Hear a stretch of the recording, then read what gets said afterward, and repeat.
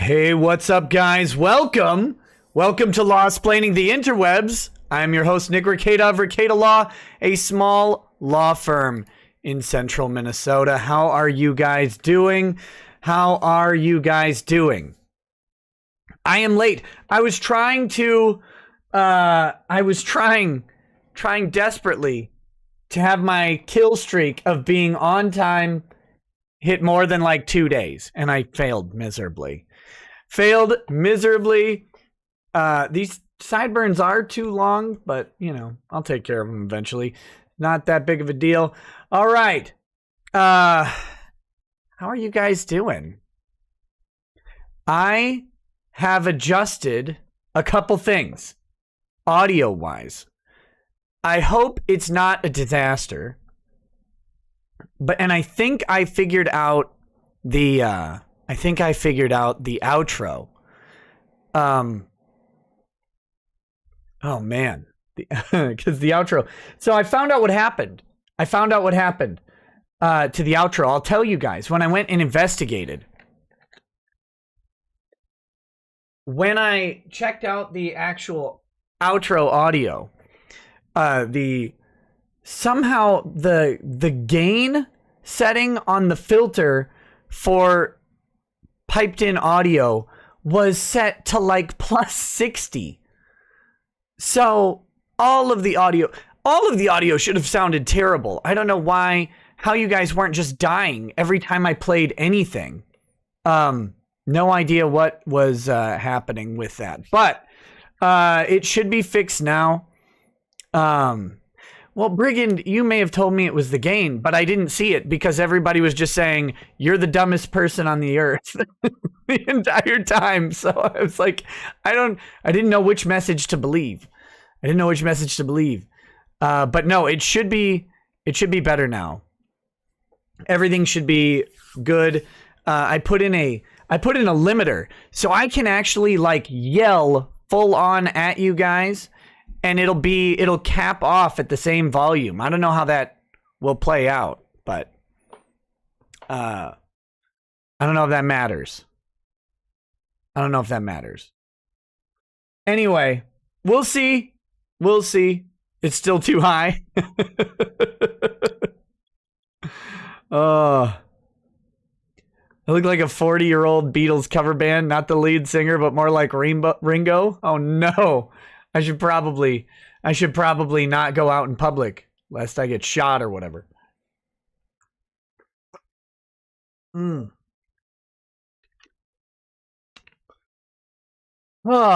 all right. So today, guys, we have some different stories to cover. The Wall of Moms. The Wall of Moms has collapsed in on itself like the Berlin Wall. It has tumbled, it has crumbled, and the situation around it is beautiful. It's fantastic. So, can't even take it. Oh, so we're going to talk about the Wall of Moms and why it collapsed. This is the best part. It's why and how it went down that makes it great. We got Grandma's Boy arrested. Grandma's Boy arrested, of course, is in reference to the kid who threw the bomb at the federal courthouse and then was ID'd by his grandmother's review. That guy, he's been arrested. He's done. Didn't I bookmark that? I might have to find it. Or someone sent it to me. That kid is arrested and charged with a federal felony. Turns out he was already a pre-existing felon. He had a pre-existing condition of being a felon. I think that's how that works. So, they were able to find him fairly simply. And it's great. So now he's been charged as he should be. There's a difference between protesting and then throwing a firebomb at a federal building. One of them is protesting and the other one is a felony. So that's what he was doing. He's not a peaceful protester. There's not a thing, there's not a place in which peaceful protest coexists within one person who is carrying a firebomb that they lob at a federal building. That is not a peaceful protest. Is no longer. A line is crossed somewhere between going, you feds, wish all you were deads, or whatever, because they have to rhyme, right? There's somewhere on the line between chanting like a moron and throwing an explosive. But that line was crossed. It was crossed sufficiently by the young gentleman, and he has been charged. So I'll have to find that story. I thought might be on my phone. I thought I bookmarked it, but maybe it was on Twitter. And if it was, I'll grab it from there. I'll grab it from there. Let's see what else has been going on. Oh, yes. Heads are rolling in the comics industry. And again, like I'm not, it seems right now like I am reporting on comics a lot, but there's just a lot going on in the comics space. And do you guys remember, you guys have heard of a guy named Mark Waid, right? You guys have heard of a guy named Mark Waid. I'm sure Mark Waid was asking for support and may have even gotten support from the Comics Books Legal Defense Fund. There's a comic book artist legal defense fund in which some First Amendment protections, it's like a fund to protect them for free speech or something like that, ostensibly. Although it's not that. But anyway, so that turns out, you're going to love this. Turns out the head of the fund has just been Me Too'd for groping an Asian back in 2005. And apparently he did it. Like, I believe that he has admitted to doing it. Just drunkenly groping an Asian. So he's out. He's done. And just fired out of his mind. Yeah, that's Charles Bauerstein. Oh, and this one has a police report and everything, apparently. It shows, so Brownstein, not Charles Bauerstein, Brownstein. So infer what you will about he's the executive director of the Comic Book Legal Defense Fund. Wait, he was the executive director. He's not anymore. So reset the clock. Whose advisory board includes such industry heavyweights as Neil Gaiman and Frank Miller and Jim Lee. Again, this whole thing in the comics industry with all of this shit, that was 15 years ago. There was a police report. They all knew this is happening. All of this stuff has been going on forever. They all know about it. But we're going to talk about that. We'll go through that article tonight. The McCloskey's case is getting very, very interesting. I got this article late in the day, so I don't know if I don't have it in the description, but they have this 5 on Your Side, which it looks like an NBC News affiliate, has gotten a hold of the communication exchange between the detective and the prosecutor on the McCloskey's case, and it is phenomenal. Like actual reporting going on here. It's amazing. So we're going to have to check that out.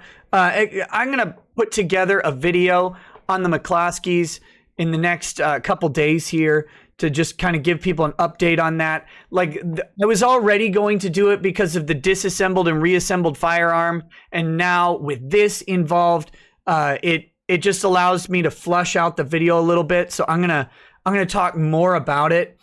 But we're gonna read through the article tonight, and because when I do the video, it's only gonna just have maybe just some choice portions from the article, something like that. It's not gonna be the same thing fully run down. It's gonna be condensed, and so I want to run through the article, but I just found it today, near the end of the day, so I wanted to grab that, and we'll put that on the agenda tonight if we get to it. But that's kind of the rough outline of what's going on. Also, I have to thank you guys. We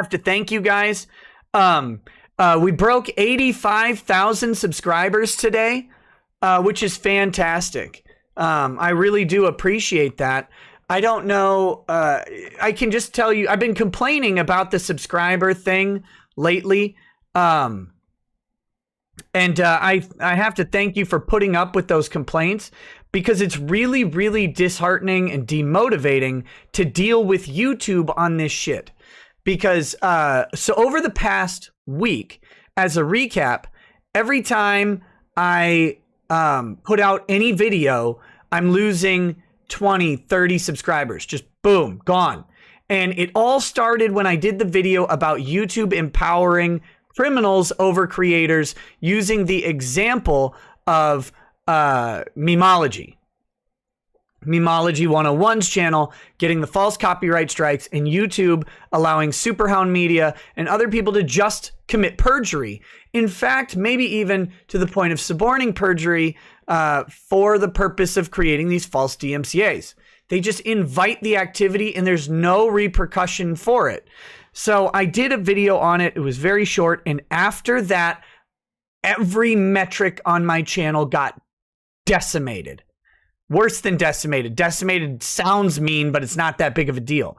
They were devastated. We're talking impressions. So the amount of exposure a video just gets from existing being halved. We're talking about views being cut literally to a third overnight from one video to the next. Because when you do this long enough, you get kind of a feel for how well something's gonna do. Like, I know when I'm gonna put out a video and it's gonna get 15,000 views, right? Like that's just like I know this video is gonna do about this. And we're talking about getting instead 5,000 views on the exact same type of content, on the exact same type of tagging and everything else, just boom, a third of what's normal. So, but however, once I released the Patreon video yesterday, I have gained over 350 subscribers in that period. Since that video released to now, over 350 subscribers. And it's just frustrating because if YouTube would just get the hell out of our way on this stuff, everything would be great. And everything would go away. We wouldn't have to complain about anything because all of our, people just, growth is organic. So anyway, thank you all for bearing with my whiny bullshit on it, but it's just me, venting to you guys about the just trash you have to deal with as far as YouTube is concerned. It's like, all I want to do is make videos and just have them go out in an expected way without having to tiptoe around some topic because YouTube has a bunch of, has their pantywaist all twisted or whatever. But that being said, DSP got suspended for DMCA again today. Damn. Oh, by the way, guys, I have an update on DSP. DSP DM'd me just yesterday or the day before, I don't remember, and said that he will likely not be coming on the show ever. So that made me a little sad. I was frustrated about that. And the reason he gave was, related to people paying me to make fun of DSP. So that's it's very unfortunate. I wish Phil the best. I wish he would change his mind, but I can't make someone do something. So there you go. That's how it is. I offered to have the same discussion on his channel at any time. So if he ever wants to chat, like I said, because I understand the man needs to make money. He's dealing with the bankruptcy. He obviously has a lot of payments that need to be made. I get it. 100, and that's not a joke. I'm not being cynical or anything like that. And I have put out the offer, and I will maintain a standing self-invitation onto his show if he ever wants to have that intellectual discussion where he would control the the chat rules and all that stuff. That's up to him. I just want to talk to the guy. I think we'd have a great interview. But there you go. So that's that. That's that. And no, let me put something very clearly. Phil never asked me for a penny at all, ever. He didn't propose it. He didn't hint at it. Nothing like that. A lot of people told me he would demand some sort of appearance fee or something. And no, Phil never asked for anything like that. And I don't want it to sound at all like I'm on any bad terms or anything like that. I really do. I really would like to have a good discussion with the guy, and I'm happy to do it on his channel. I don't care about the super chats and stuff for it. I mean, don't get me wrong. I like earning money. Make no mistake. I enjoy it very much, but I'm also just generally interested in the discussion and would happily have it on a channel that would make him money. So,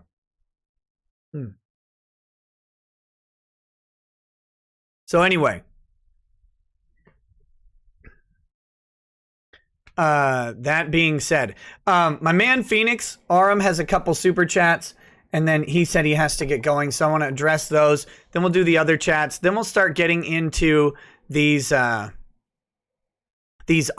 and we'll just gonna have a good time tonight. Oh, and real quick, I know I said that if Top Gun came out tonight, we would watch it tonight. However, I was informed by Lady Rackets that she would be willing to watch Top Gun with me and the stream as well tomorrow. So Top Gun, no matter what, will not be tonight, but it will be tomorrow with Lady Rackets. So I do not pass up the opportunity to have Lady Rackets on with me for the show, because that will be super fun. And I really, I like her a little bit. So I like to do that when I can. I don't have audio lag. You have audio lag.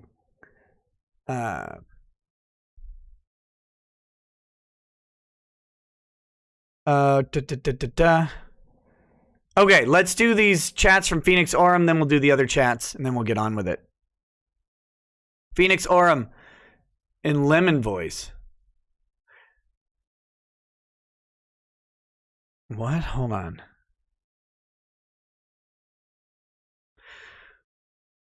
Oh, excuse me. All right. It's gone. All gone. Goodbye. See ya. 1 minute you're simping to all the consulate. Then you find yourself wheezing for air with Monica and Jamie Markey.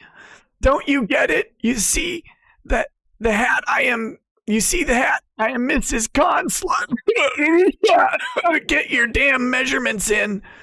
Alma's getting mad. Hope you and Lady Rackets and the kids are well. Please get Mike Boudet of Sword and Scale back on. Godspeed. Will do, buddy. You're right. The measurements slipped my mind. I will get on that. Absolutely. So I will do that. But yeah, I would love to have Mike Boudet back on.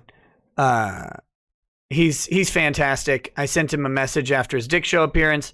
I'll try and figure out a good subject to have him on. Top Gun 2? No. The real one. The actual Top Gun. So. All right.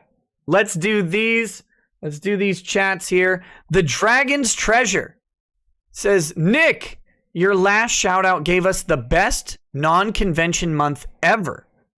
Wow. That's the Dragon's Treasure tea. Starting August 1st tonight, We are celebrating our 5th year anniversary and would love it if you help us celebrate it. We were looking to one day be a staple without bending the knee to the mob or diddling little kids, which seems to be the standard nowadays. Guys, if nothing else, if you help make this month even more successful than the last month, we will send you an even greater care package than the last. Each order gets 25% off and comes with at least one extra gift attached. If people mention you, we'll throw in another gift. Help us get our tea store up and running. Guys, if you have not heard a more based and red-pilled ad read than that, that's what it is. That was fantastic. That was fantastic. Let's see. What's the website? Let's pull them up. It's, I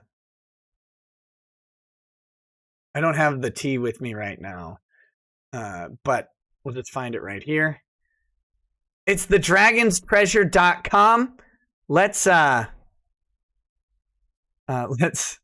check this out here. I'm going to pull it up on stream for a minute. That was a funny, that was funny. So I can't ignore something that makes me laugh like this. Here's thedragonstreasure.com, a haven for anime and tea lovers, guys. So if you like tea, if you like anime, here it is. The featured product. Now, look, this may look like a weed advertisement, but it's actually tea. So you've got different anime around. They have novelty tea infusers. Look at this guy. That's kind of funny. And they have teapots, Game Boy color changing mug. Pretty sweet. That's available there. And they have all different teas here. So you can check it out. Go check out dragonstreasure.com if you like tea or if you like anime, or, I mean, preferably if you like both. And they have stuff here, news and updates, all of that stuff. So check it out. Grab some tea if you like tea. And I guess if you can mention my name somewhere and get a little gift with your tea. So check that out, guys, and give them some love. If you like those things, of course. Or if you thought the ad read was funny. Either way. All right. So we're probably going to start with this one. What's the code? I don't know. They just said, mention my name if people mention you. So I'm assuming when you order it, there's probably like a place to put a note or something. Just put on Rekieta Law or something. Say, I mentioned Rekieta Law. And yes, no kids are diddled in the making of this tea, and that automatically makes it a better tea than most places. He says, of course, I forgot thedragonstreasure.com as well. So there you go, thedragonstreasure.com. And if my moderator team would be kind as to periodically toss out a link for people, make sure that would be lovely. Okay, look at this slideshow. I just want to have the slideshow of these phenomenal specimens popping around as we go, because every time I see pictures, I love this couple. They're hilarious. They're fantastic. So I want to see more of them just in general. Look at that. Look at the looks on their faces. Oh, go away with the next up. Who cares? No. All right. Okay. Reaver Barash. LGBT, late gay boomer, and Toye. Oh, is the Ron bot 1.0 still running on Twitter? Is that still happening? I don't know if you guys have been following Ron's Twitter account, but Angry Baneling, how did you unmod? That's weird. Ron, the Kiwi Farms has done an analysis of Ron's tweets, and it appears, considering he is posting literally in the same second. The audio's a mess. Oh, I think so. I have on the RTX voice. And that might be causing the lag stuff as it's being routed through OBS.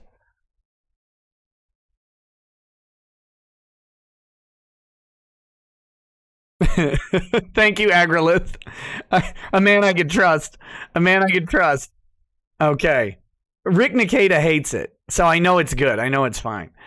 Stewed Muffin Stuffin' says, I want to clarify something from a couple of streams ago. Funimation did not dub Black Lagoon. They only have distribution rights after Genion went out of business. Ocean did the dub, and it's amazing. Thank you.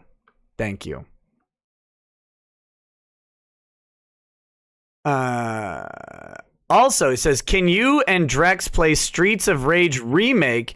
It's fantastic and 1,000% better than Streets of Rage 4.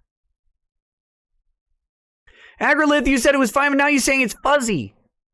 Oh, shit. See? I can just turn it off. Like, it takes 2 seconds. Here, tell me if this is better. Hold on.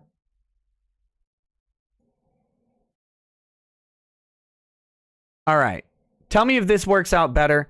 And I've changed it. If it's significantly better, let me know.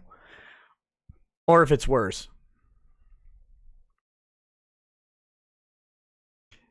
All right. Audio was fine before.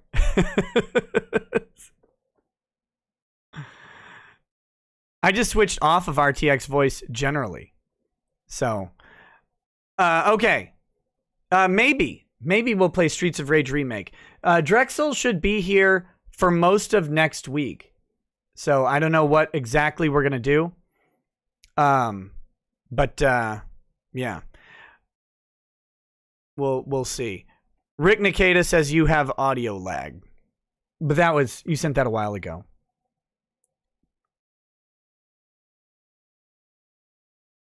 But I don't know exactly what's going on. Also, I'm in talks with Az, heel versus babyface. Az, I don't know, Oz. However it's said, all these different accents. Just go ahead and throw me for a loop. We're gonna do a painting show. On my channel this time. I believe on Thursday. And I am not sure if that's going to be a daytime stream or a nighttime stream. But because he's in a different time zone.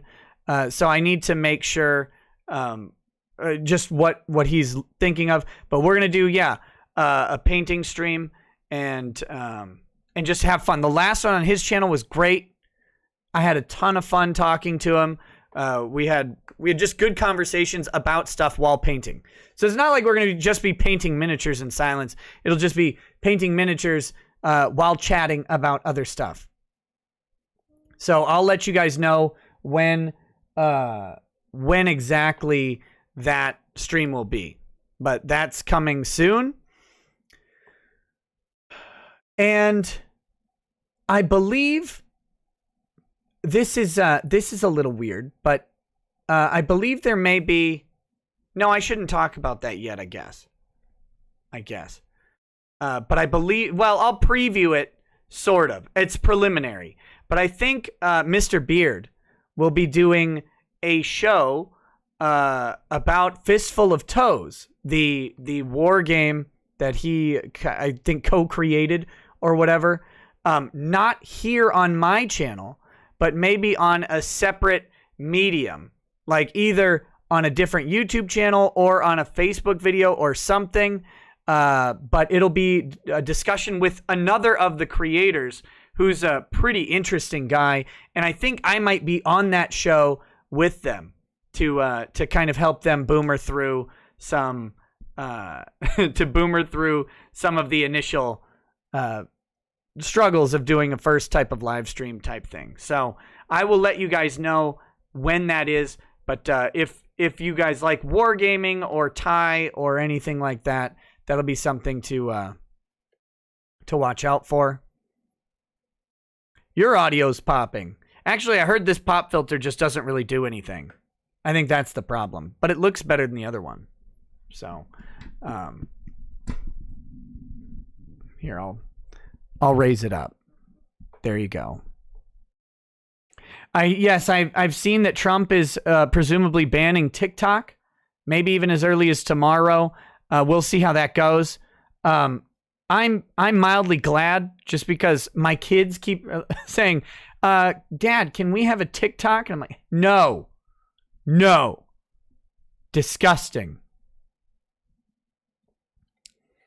But yeah, so I don't know. I don't care. Oh, I also got a phone call today from someone who basically, very politely, not in a rude way, told me my entire view on free speech is wrong.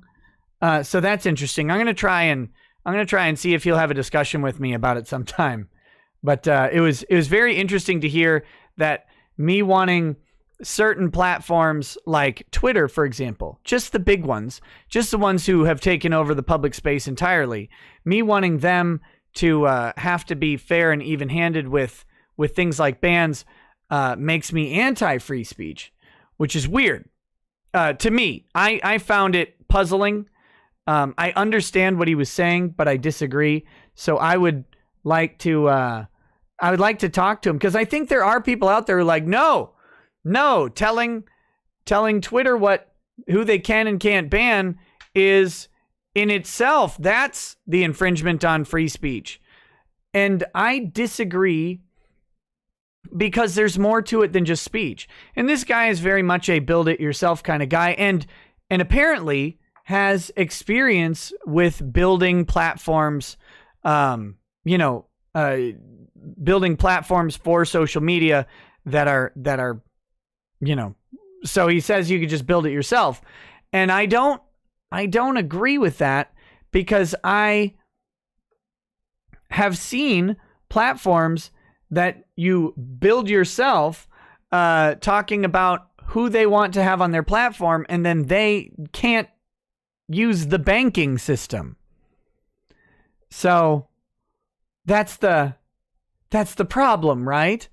That's the problem. It's like, oh, well, sure. You can just go ahead and you can just say whatever you want and build your own platform. It's like, well, kind of, except you can't bank once that happens. Yes, just build your own banking system. Exactly. Except they won't let you in. You can't build your own bank. If you wanted to build your own bank, it'd be great. They just wouldn't let you on the ACH system, and your bank would fail. Oh, and you'd be regulated into oblivion.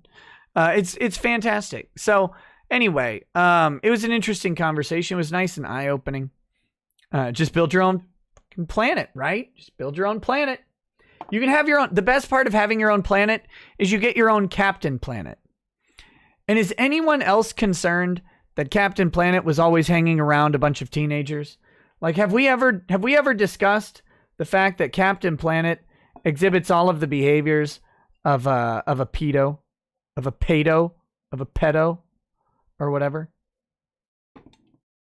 Not a healthy guy.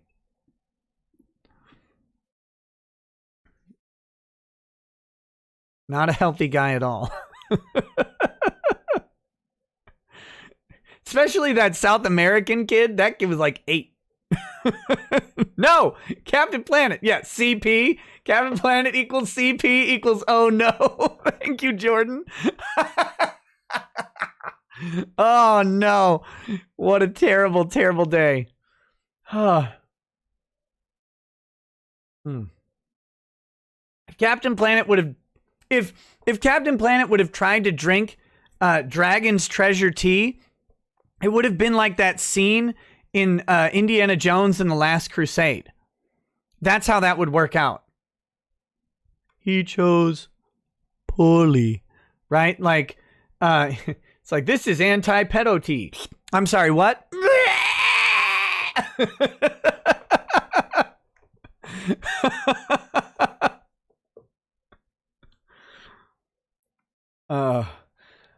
boy.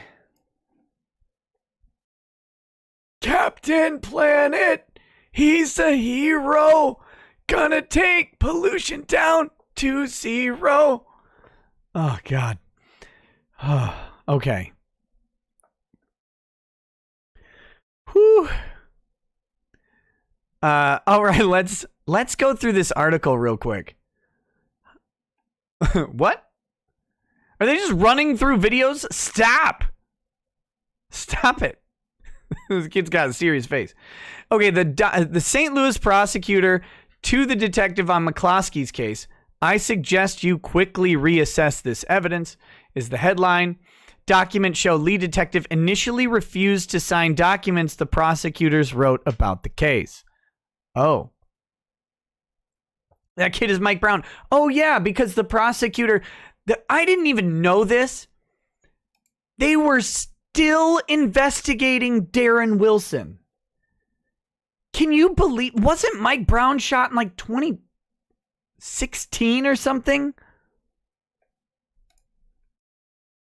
Mike Brown. 2014. They have been investigating Darren Wilson for 6 years for one of the more obviously justifiable shootings that you can imagine. And the prosecutor who had been asked to look at him again just said, yeah, he's not going to charge Darren Wilson with the shooting of Mike Brown. They were still investigating the man. 6 years. 6 years. And yeah, if you don't know the story, all of the forensic data pointed to a couple important things. And let me say, no matter what else you think about the situation, let me point out that the forensic data said this: that Mike Brown struck Darren Wilson. That Mike Brown reached for Darren Wilson's gun. That Mike Brown was initially shot with wounds. I don't know if it was bullet wounds or just burn wounds to the hand, because his hand was on Darren Wilson's gun. And then that Mike Brown initially fled from the vehicle. Darren Wilson got out, again after being pummeled in the face, issued a command to stop. Mike Brown stopped, turned around, and then charged at Darren Wilson. And they know he charged at Darren Wilson because there was a blood puddle that was several yards in the opposite direction from where Mike Brown ended up dying, respective to Darren Wilson, which means he was in one place bleeding and then moved forward to the point where he was shot. So all of the nonsense about hands up, don't shoot.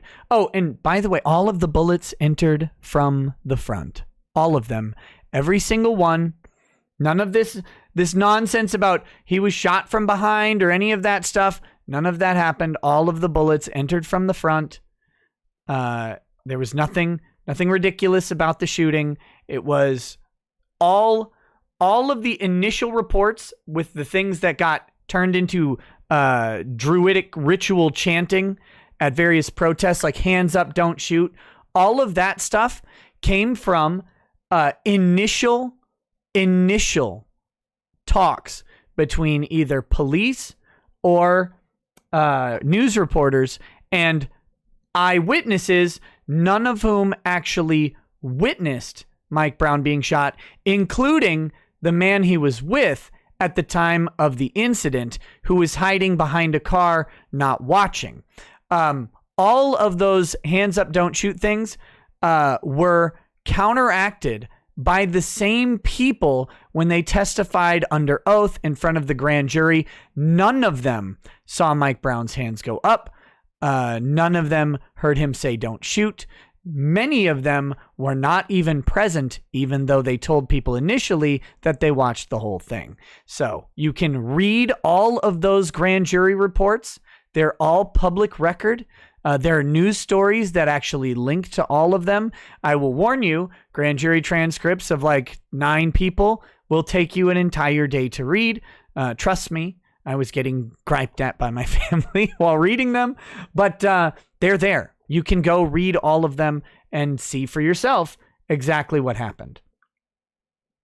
Yeah, hands up, don't shoot failed because it didn't rhyme. Nailed it. So anyway, thanks for showing me Mike Brown and reminding me that today I saw that the prosecutor in the case would not be charging Darren Wilson. And I went, the fuck? They're still investigating this guy? Why? It was one of the most clear-cut cases once you got past the BS, which they did. They also did a federal investigation into the entire police department, and they found that the Ferguson Police Department was actually terrible in regards to its dealing with black people in the community. However, in light of that, they also found out that none of that terribleness could be attributed to Darren Wilson.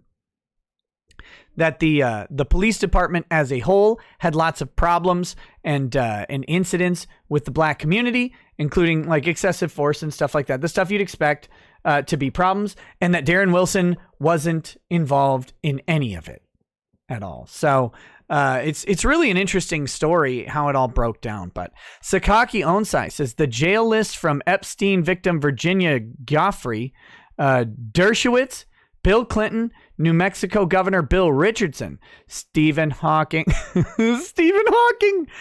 Wait. I want to diddle you, but I'm paralyzed. Like, what did he do? MIT AI professor Marvin Minsky, Kevin Spacey. Oh no! Al Gore, Matt Groening. Uh-oh, Simpsons. Hyatt Hotel chief Tom Pritzker, and more.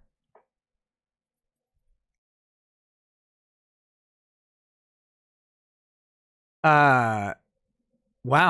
Dershowitz, for whatever it's worth, Dershowitz came out a long time ago. Like, I didn't, he's like, he Bill Clinton straight out the gate. I didn't have sex with nobody. Everything's like, everybody's got logs and videos of everything. You won't find me on any of them. Of course, now he's been named. So who knows? Who knows? Kevin Spacey, I'm surprised anybody on that list is still alive. Oh, wait a minute. Maybe that's why Stephen Hawking died. He's on the list with Kevin Spacey. Who else do we have? Bill Clinton's still alive. New Mexico Governor Bill Richardson. Who's Marvin Minsky?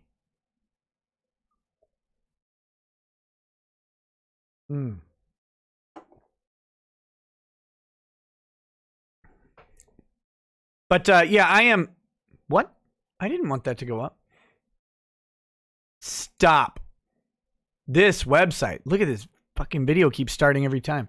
I am going to go through the Epstein documents. I have them. I've downloaded them in case they get taken down or whatever. I just haven't had time to go through all like 2,400 pages. But I do intend to look through them and see what's in there and probably do a show or two with them. Tang says a former teacher near me just got 8 years for 28 sex crimes against first grade girls. The pedo protection is in this country is real. Can we just shoot them yet? Can we just shoot them yet?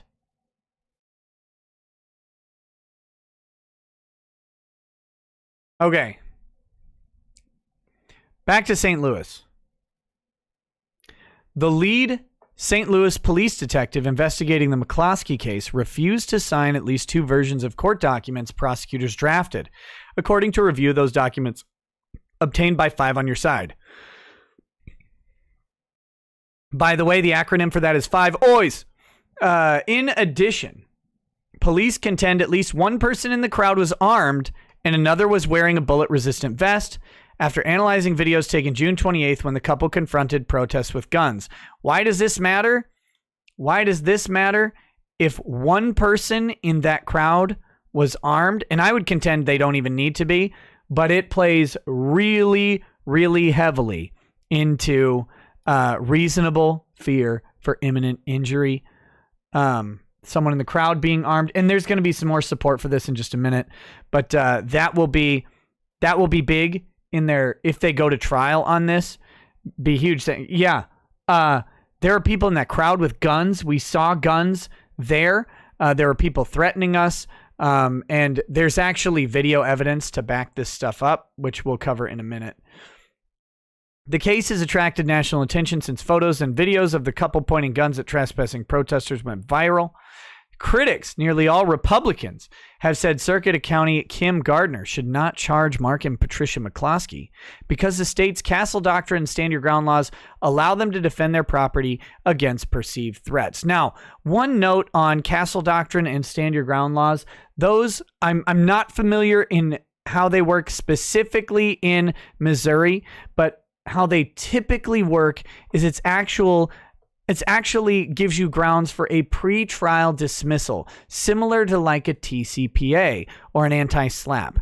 You say, I've been charged with this. However, I'm going to make a motion under stand your ground, and I will prove to you by a preponderance of the evidence that I was justified.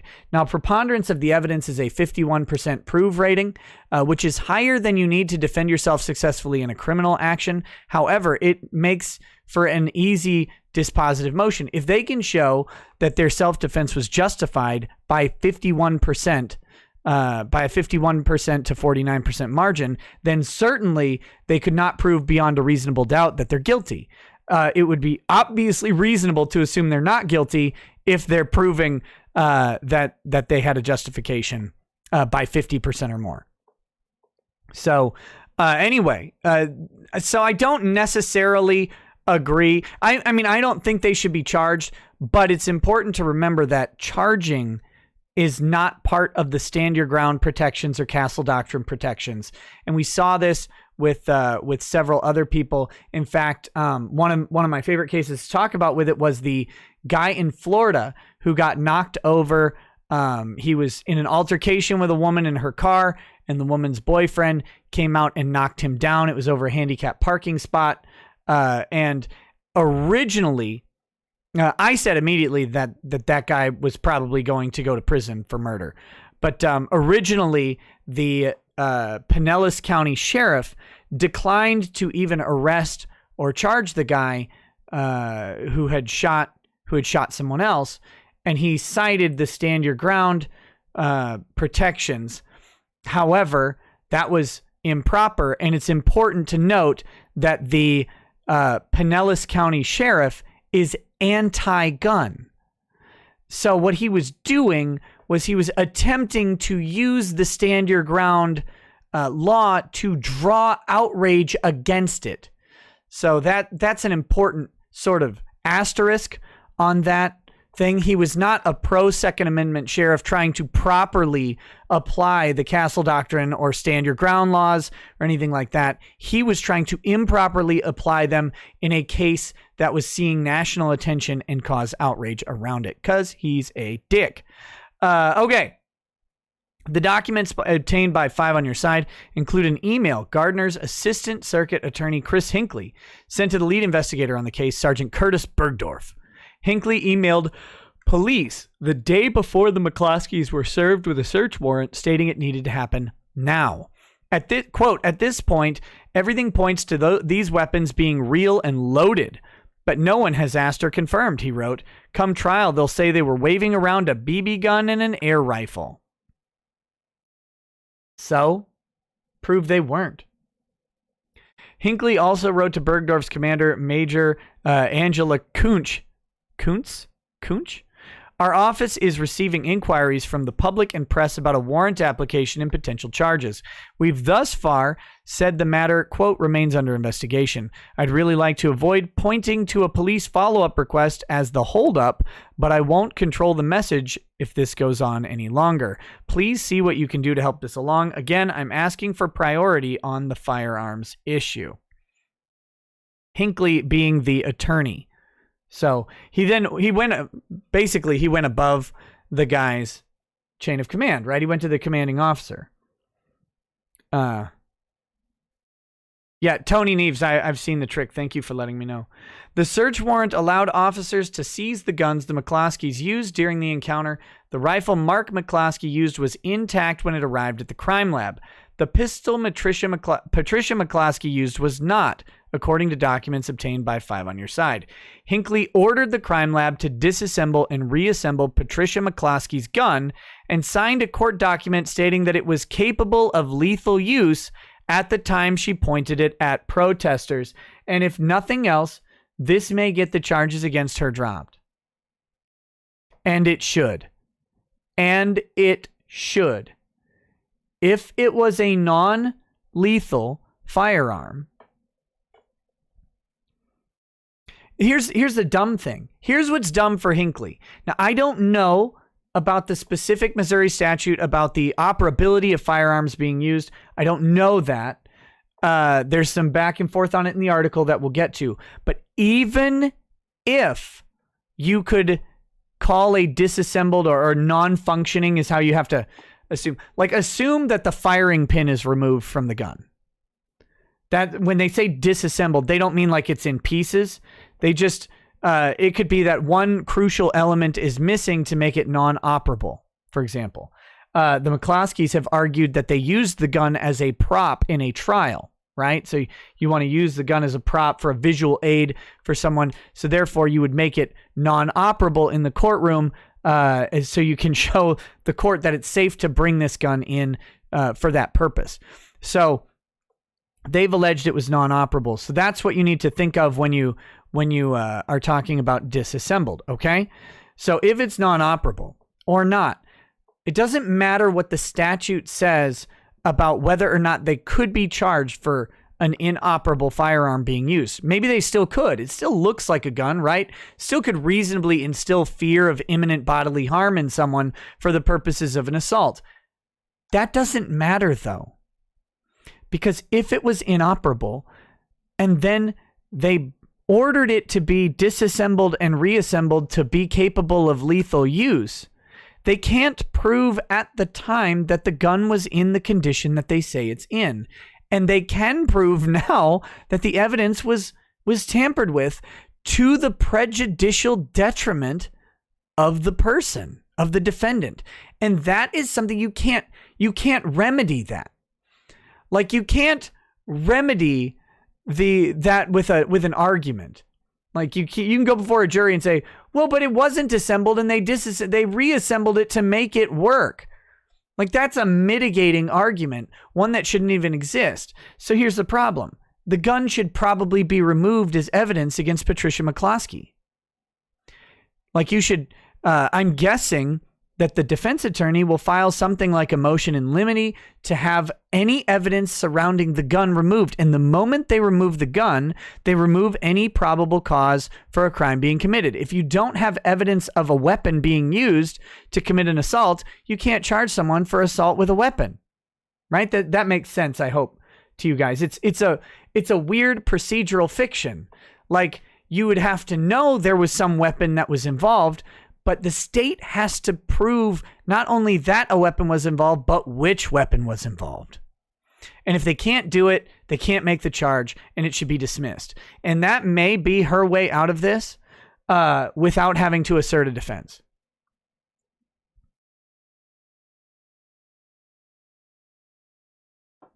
Intimidator 0108 says, how's it going, Nick? Had to restart my modem after a storm knocked out our power at my apartment while I was streaming Modern Warfare on Twitch.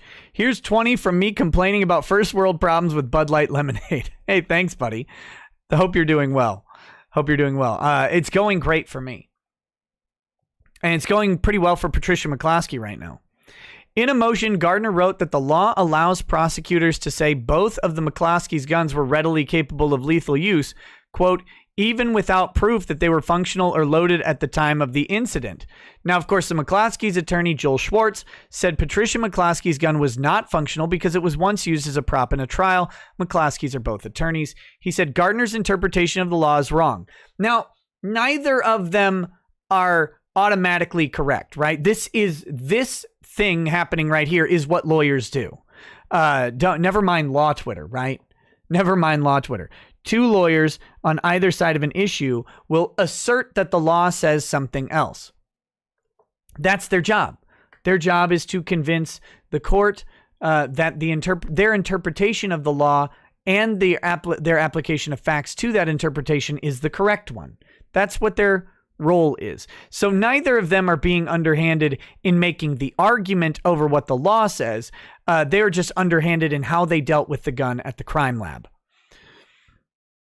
I would say that I think the Joel Schwartz is probably more correct. But that's probably my bias coming in too. He says, quote, "It's a loose interpretation of the statute, and the law requires a weapon to be operable at the time of an offense," he said. When I do the short video, I'll try and find the actual case law to figure out what is going on here. A spokeswoman for Gardner, a Democrat, said she could not comment on a pending case. Hinckley also wrote the document that led the lead detective did sign, known as the probable cause statement, but it went through at least 2 revisions after Bergdorf outlined 14 concerns he had about the document, 5 on your side has learned. Among these concerns.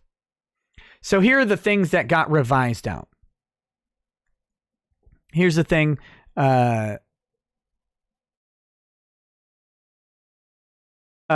got resolved. Hinckley characterized the protest as peaceful and organized, and that it was calling attention to racial inequalities in the criminal justice system. Bergdorf wrote that the evidence he gathered showed the protest was to call for the resignation of Mayor Lyda Krewson. The final document called it a protest march. Hinckley wrote that Patricia McCloskey was armed with a semi-automatic handgun. Bergdorf wrote the phrase should read, "what appears to be a semi-automatic handgun." Hinckley responded in part, "You cannot be serious with this one. Again, this is really problematic." If you want to know what kind of prosecutors you're dealing with, you can tell who you're dealing with if they ever use the word problematic.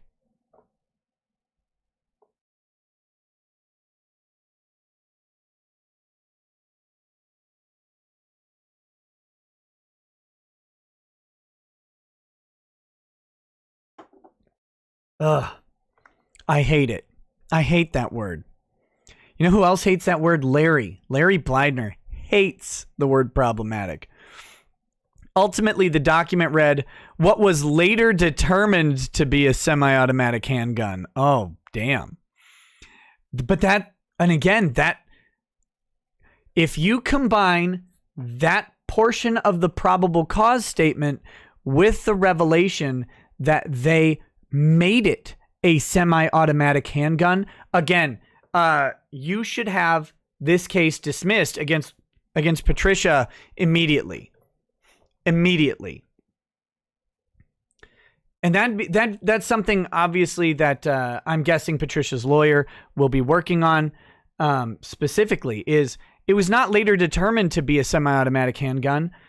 They made it into a semi-automatic handgun.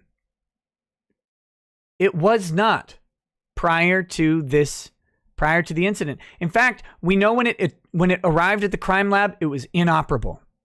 And they made it into a semi-automatic handgun. At the time of the incident, it was not. And this should be dismissed because of their tampering with evidence.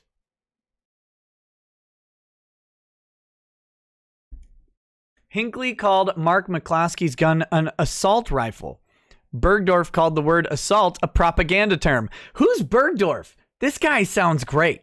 This sounds like a cop you'd actually like, you wouldn't talk to him still, but you'd want to have this guy around. Hinckley disagreed, but it was left out of the final document. The cop's like, it's not an assault rifle, really? It's just a rifle.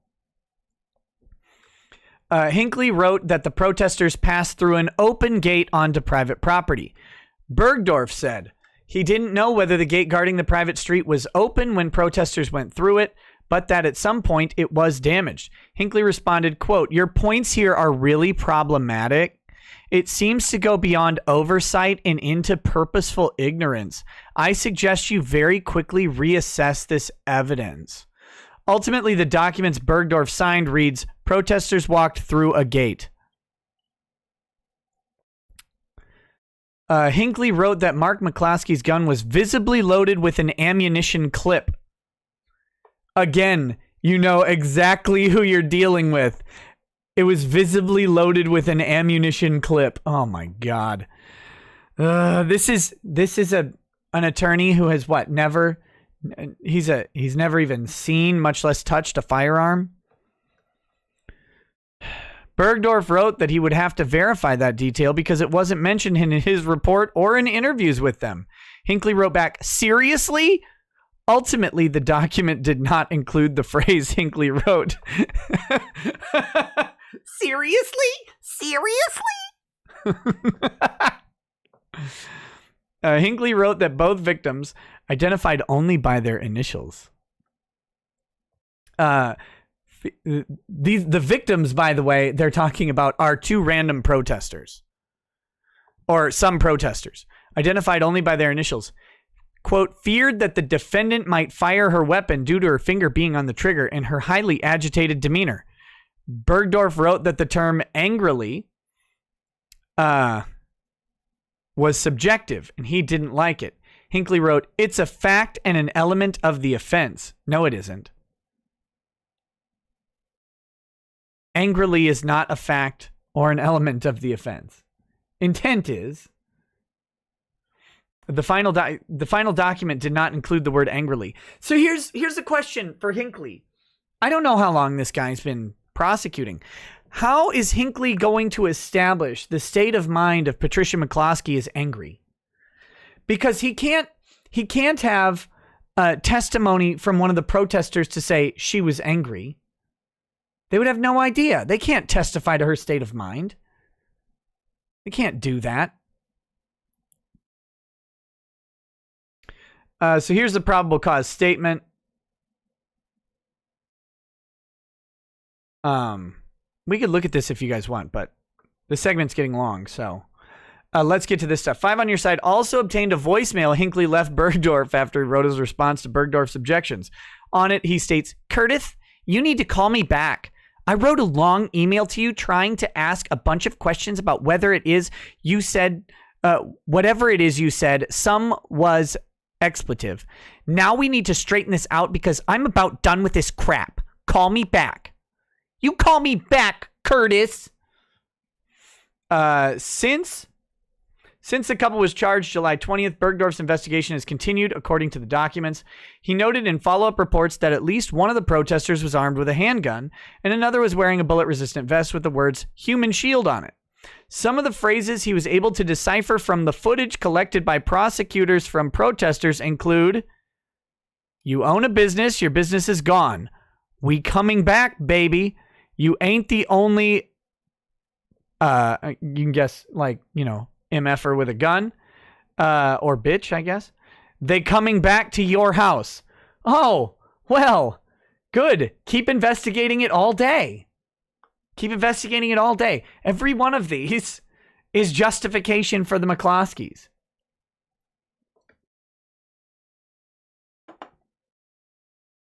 In another live stream video, Bergdorf wrote a man was heard saying, "I was in front, so I was the one who opened the gate. The gate was broken after they pulled a gun. What law did we break? We keep guns there. But not for show, though.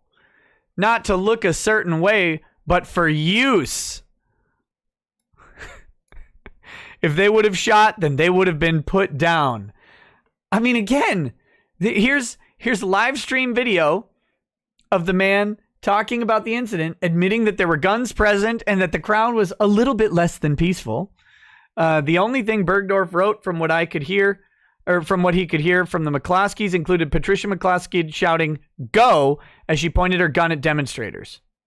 So there you go. That's the whole article here from the Bergdorfs, or from the McCloskeys. Here are the counts. Unlawful use of a weapon, and then assault in the 4th degree. Facts supporting this belief are as follows. So this is what Bergdorf wrote down. This is his probable cause statement. So remember, Bergdorf is alleging a crime. Like he's signing this statement, but it sounds like the person who wrote it was Hinckley. And here's Patricia McCloskey. So here's their thing. I'll leave it on here, I guess, if you guys want to be able to pause. So here's the bottom half of Patricia's. You can pause it on these two sections.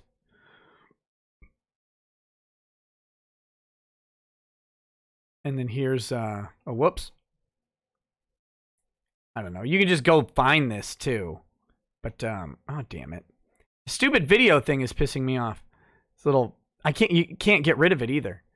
So here's this part of it. And then this part of it. If you want to pause and read it on your own, you can. You know, I'm not going to read through it.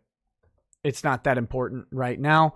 But anyway, so that's the McCloskey update. Pretty interesting. Let me get this Wall of Moms story up. This made my day. God, this is funny. Here we go. Oh, and here's the, I've still got the attorney thing too.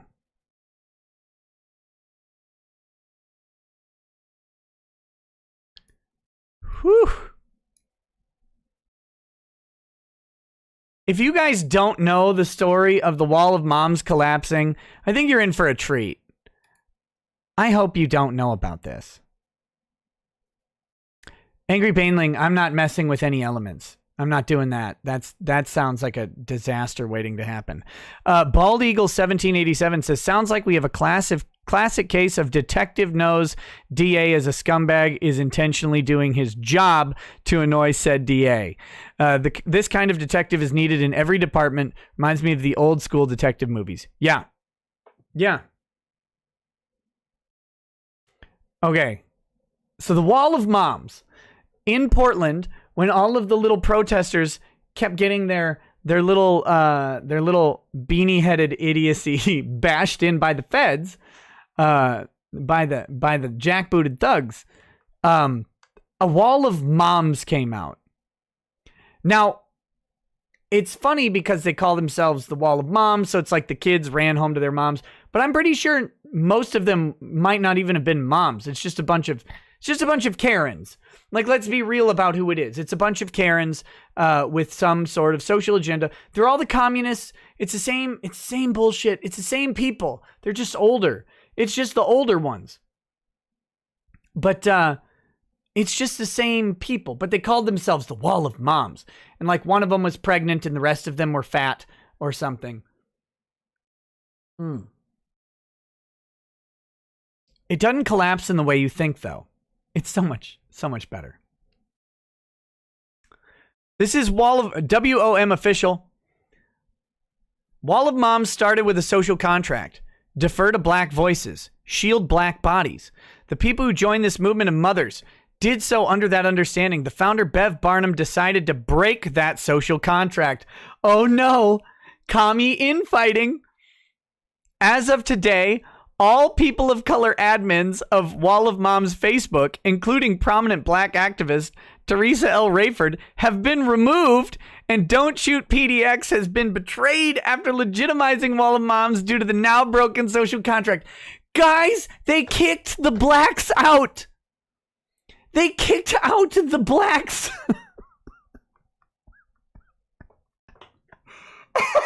Only white moms need apply.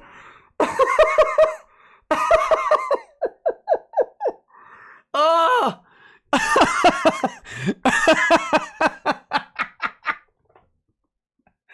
Oh. The commies didn't like the black mom. Why? We got to find out. We got to find out why, right? Shelly, this has grown beyond that call. I'm sorry you can't see that. BLM is now one part of Wall of Moms. There's so many needs to be met. Right? Right? Why is this important?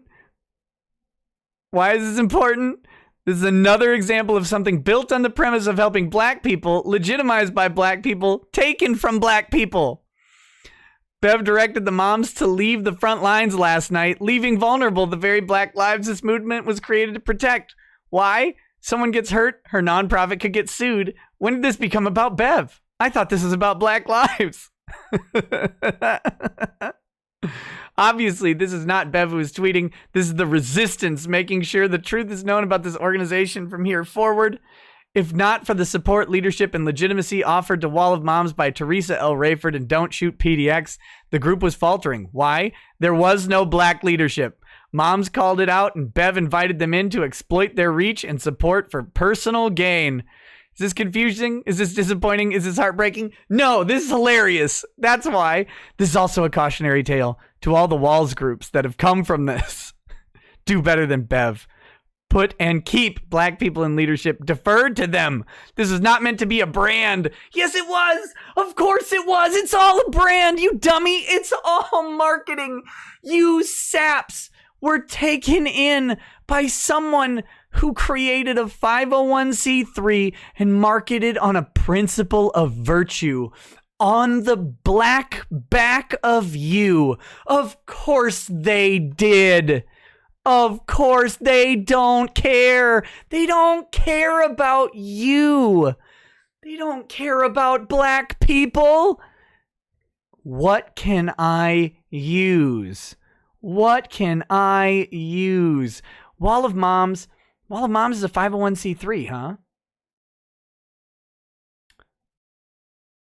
God, you know what's funny about 501c3s? Their payroll data is public.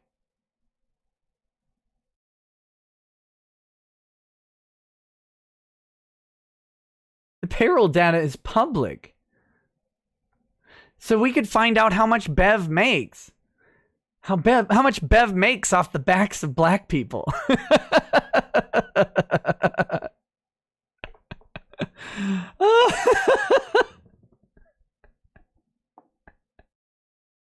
Oh, it couldn't have happened to a nicer group. It really couldn't. You hate to see it. You hate to see a bunch of white moms coming in, and then a bunch of black people complaining that the white moms aren't giving them enough play, and then the whites going, well, we'll just throw the blacks out then. Oh, it's a whole wall of woke. To all black people, this is a message to all black people, especially black activists. It's important to realize something very, very, this is serious. This is serious. Those 60s protesters, the 60s, not the civil rights movement people, the commies, the communist protesters of the 60s and 70s and 80s, those people who have now become the Wall of Moms, who have become the college professors who inspired groups like the Wall of Moms, all of those communists, they didn't like black people. I don't know how else to say it. They didn't. I mean, there was a bunch of white communists, right? The Workers Rise Up thing is a bunch of white commies. Like, people joke and say MLK was a commie. I mean, kinda. Not really, though. Like, the worker revolution stuff, that was someone else. It really was. And the commies, it's not like they don't have some special love for your skin color. In fact, in the 60s, many of them probably were just as racist as everybody else in the 60s.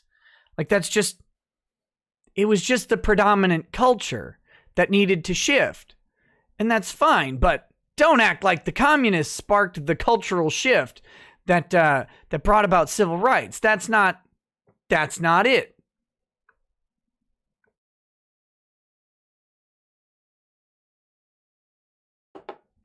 They don't have any love for you. They have love for the communist cause. You are the workers. You are the meat for their grinder.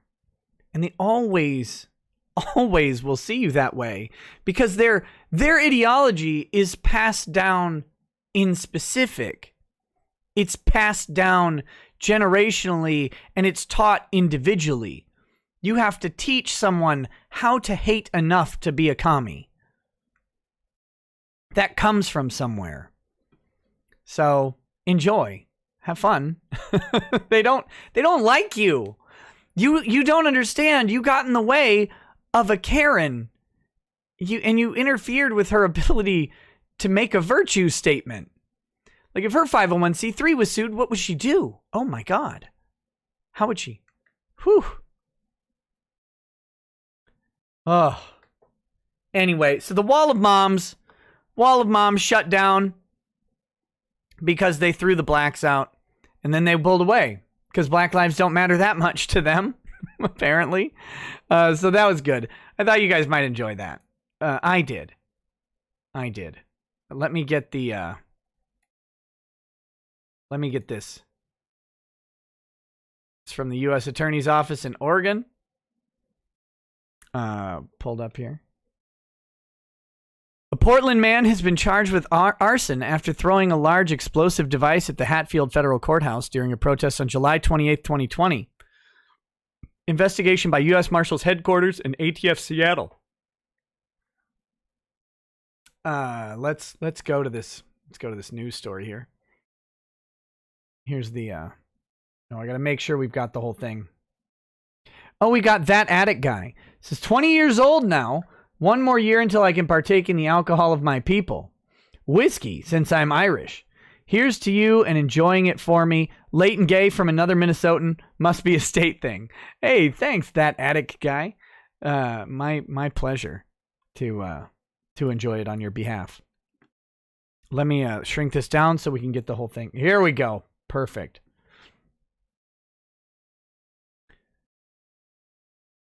Yeah. All right, this is good. So here's the story from the U.S. Department of Justice, U.S. Attorney's Office in Oregon. U.S. Attorney Billy J. Williams, not to be confused with Billy D. Williams, announced today that Gabriel Agard Berryhill, 18, has been charged by criminal complaint with using fire to maliciously damage the Mark O. Hatfield U.S. Courthouse in downtown Portland on July 28, 2020. Quote, no legitimate protest message is advanced by throwing a large explosive device against a government building. Mr. Agard Berryhill's actions, man, it's too bad he's 18 now, isn't it? Could have gravely injured law enforcement officers positioned near the courthouse, other protesters standing by, or himself. Said U.S. Attorney Williams, I applaud the ATF agents and U.S. Marshal Service deputies who worked quickly to identify Mr. Agard Berryhill before he had an opportunity to hurt others. The violent opportunists engaged in dangerous acts of violence, such as arson, need to realize there will be grave consequences, said Russell Berger, U.S. Marshal for the District of Oregon. Serious crimes of this nature go beyond mere property damage to the courthouse and endanger people's lives. According to court documents, at approximately 11:50 p.m. on July 28, 2020, security cameras at the Hatfield Federal Courthouse captured footage of a large incendiary object enter the building's portico area and land near plywood sheeting affixed to the building's facade. A few seconds later, the object exploded, igniting a fire near the building's main entrance. Federal law enforcement personnel collected various items near the site of the explosion and sent them to the Bureau of ATF laboratory for further analysis. ATF investigators shot every dog on the premises, reviewed social media posts from the night of the explosion, and located videos of the incendiary object being thrown. Whoops. Reviewed social media posts. Oh, you dumbasses. It's so funny. Look, I went to a commie meeting, a meeting of commies, a legit one. It was great. Snaj was with me. We went to a meeting of communists, and they were talking about all this stuff. And you know, one of the things that was said was, "Don't bring your phone. Don't bring your phone to your protest or your thing because they'll find you by your phone. Even if you turn it off, don't do it. Don't bring your phone." Yeah. Here they all are. They're all there with their phones. They're all there being recorded by other commies, and they're all posting it on social media to cheer. Look, man, this guy totally stuck it to the feds, throwing a grenade or whatever. Uh-oh. Oh, no. But this isn't the end of the story. This isn't the end of the story. Nova Zero says Labor Party used to exist at the same time as the Socialist and Commie Party. The Labor Party always faces the issue of keeping the commie crap out. Short of a lynching, this is an internal matter they have to keep purging. Okay, the individual depicted throwing the object, later identified to be Agard Berryhill, was a young Caucasian male wearing a green-colored vest, camo pants, and a mask. Investigators observed the person in other protest-related videos posted online wearing the same vest and attempting to hold a shield in front of a naked woman. Investigators also found a post on Twitter depicting a product review for the vest. Yes. Yep. Graham got him. Graham got him.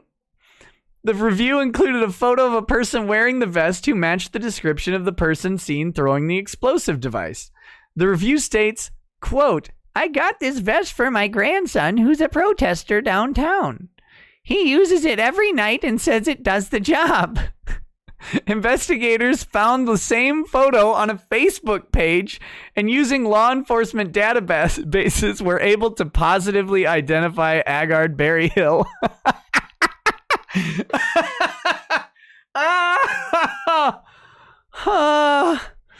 Agard Berryhill made his first appearance in federal court today before a U.S. magistrate judge and was ordered released pending further court proceedings. Arson is punishable by up to 20 years in prison with a mandatory minimum sentence of 5 years. Mandatory minimum 5 years. 5 years. 5 fucking years. When he gets out, he'll be able to rent a car.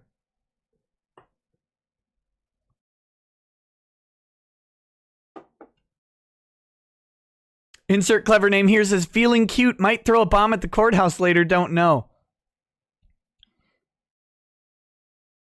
John Russell, yeah, I know. 4chan found him. It's so funny. Minimum 5 years.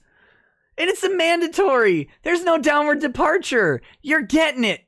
You're getting it. Federal pen for 5 years if you're convicted. He better plea to something lower.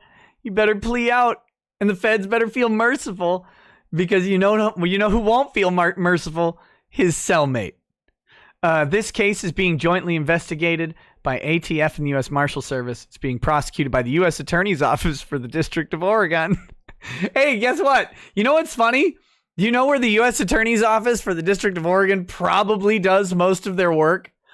I'm going to guess it's in the building that this dildo was firebombing.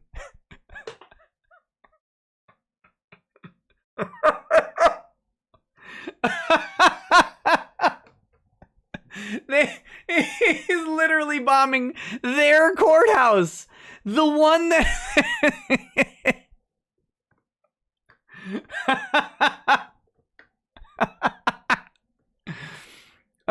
Criminal complaints are only accusations of a crime, and a defendant is presumed innocent unless and until proven guilty. Gonna be hard not to prove that one guilty. Whew. The judge works there too. That's their office. That's their office building. They know the cops. They probably know the federal agents defending the building that this kid threw a bomb at.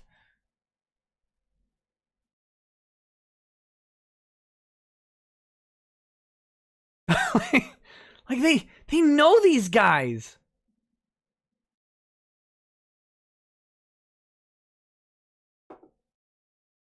Have fun. see how much they want to deal with you.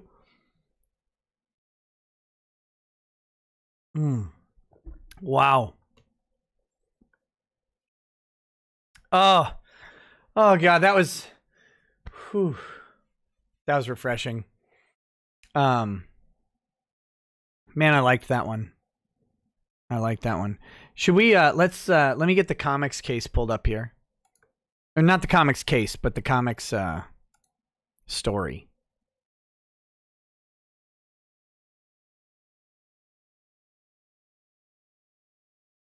Here we go. Will Grandma be called as a witness? Maybe. That's even funnier. God. You'll know the kid's lawyer hates him if he requests a bench trial. Oh. How much do you think his victory walk works against him? Man, I wouldn't want... you never want a video of your crime. Worse, you never want a video of you celebrating your crime.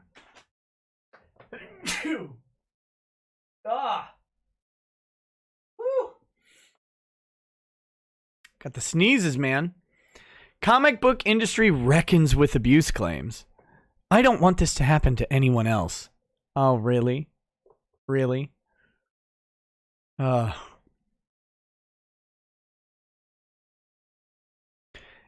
As Marvel, DC, and Dark Horse cut ties with creators. And guys, everybody's getting chopped. It's amazing. It's amazing. Calls grow for new protections in a largely freelance industry. Quote, who has enough power to call out bad behavior without losing their job? All of you. All of you. All of you. Nobody is getting retaliatory fired now. Now, so the genesis of this, as you'll learn, of this quote, is in reference to the Asian who was groped. All these people knew. They all knew. They all knew. Of course they knew. The Asian who was groped said she lost work. She lost work. From this, which I believe in 2005, they wanted to prop up all these guys getting propped up. They all got propped up by this industry. All these women prop up this industry. They prop up these guys. The same women calling them out have been propping these guys up. They all are in it. Taki Soma was surprised when a friend messaged her in June to say something big was brewing. Do you hear that? There's not a whisper network, guys. There's not a whisper network! But a friend messaged her in June to say something big's brewing. Really? There's not a whisper network, though! 15 years earlier, Soma, a Hugo-nominated comic book writer and artist, reported to police that she was sexually assaulted by Charles Brownstein, executive director of the Comic Book Legal Defense Fund. A nonprofit advisory board includes such industry heavyweights as Sandman writer Neil Gaiman, Sin City creator Frank Miller, and DC publisher Jim Lee. The details of the alleged 2005 assault at an Ohio convention had been publicly available online for years, and Brownstein, who called the evening in which he groped Soma a stupid drunken prank in 2006, had remained at his job where he led the organization in advocating for First Amendment rights for comics creators. That changed June 22nd with the executive resigning. We'll take a look at that. Look at Charles. Look at Chuck Brownstein. Oh, we'll look at that thing in a second. Following a renewed focus on alleged abuses within the comics industry, quote, it felt incredible but also enraging because it should have happened 15 years ago, says Soma, who believes she lost out on work after speaking up. Brownstein's departure was part of a reckoning that has affected the comic book industry since June, with multiple high-profile creators having been accused of abusive or exploitative behavior. Such publishers as Marvel, DC, and Dark Horse have quietly severed ties with several of the accused, even as they grapple with how to reform their industry from within. Hollywood Reporter has learned that the projects canceled include a Batman story from the superstar writer-creator of Netflix's Castlevania, Warren Ellis, who's been accused of sexual harassment and abuse by multiple women. So Warren Ellis's Batman was canceled. Also, sources say that while Ellis has completed work on the upcoming season of Castlevania, he will not be back for potential future seasons. So he's been canceled from any future Castlevania. Warren Ellis, he got the axe. Remember? Didn't he make that bitch up statement?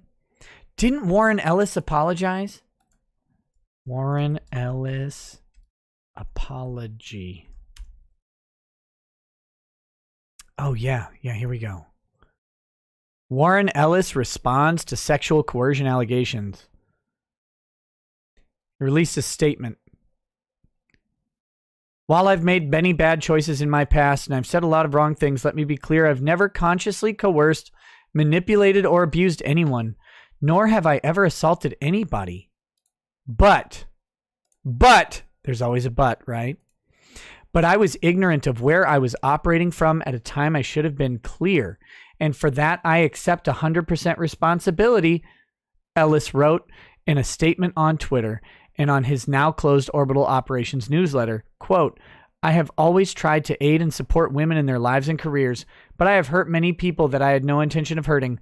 I am culpable. I take responsibility for my mistakes. I will do better. And for that, I apologize. Oh, Warren, how'd that work out for you? How'd it go, buddy? You doing all right there, pal? You doing okay there, big guy? You wanna talk about it? You wanna wanna talk about how things are going? Little bit? Wanna talk about it? Wanna maybe talk about how that apology went?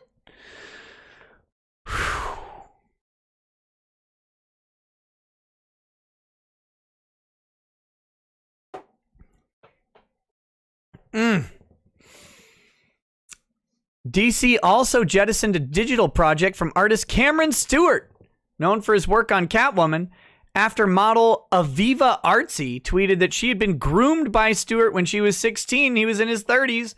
Uh-oh. Oh, no. Who's Cameron Stewart? Who's Aviva Artsy? Never even heard of these people. Do you guys know who these people are? Who's Aviva Artsy? She's a model. I mean, is she?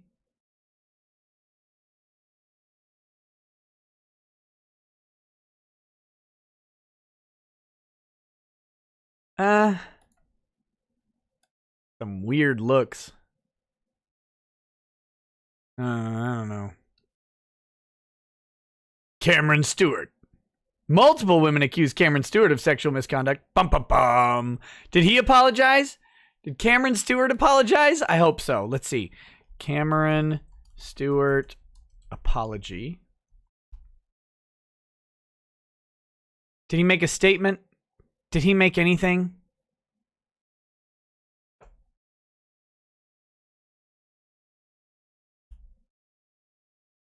Let's see.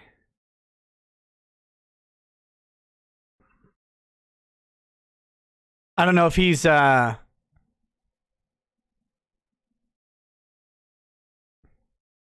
don't know if he said anything about it. I can't find it easily. Jack Riley says, hey, Nick, I got a bunch of news. A bunch of his news.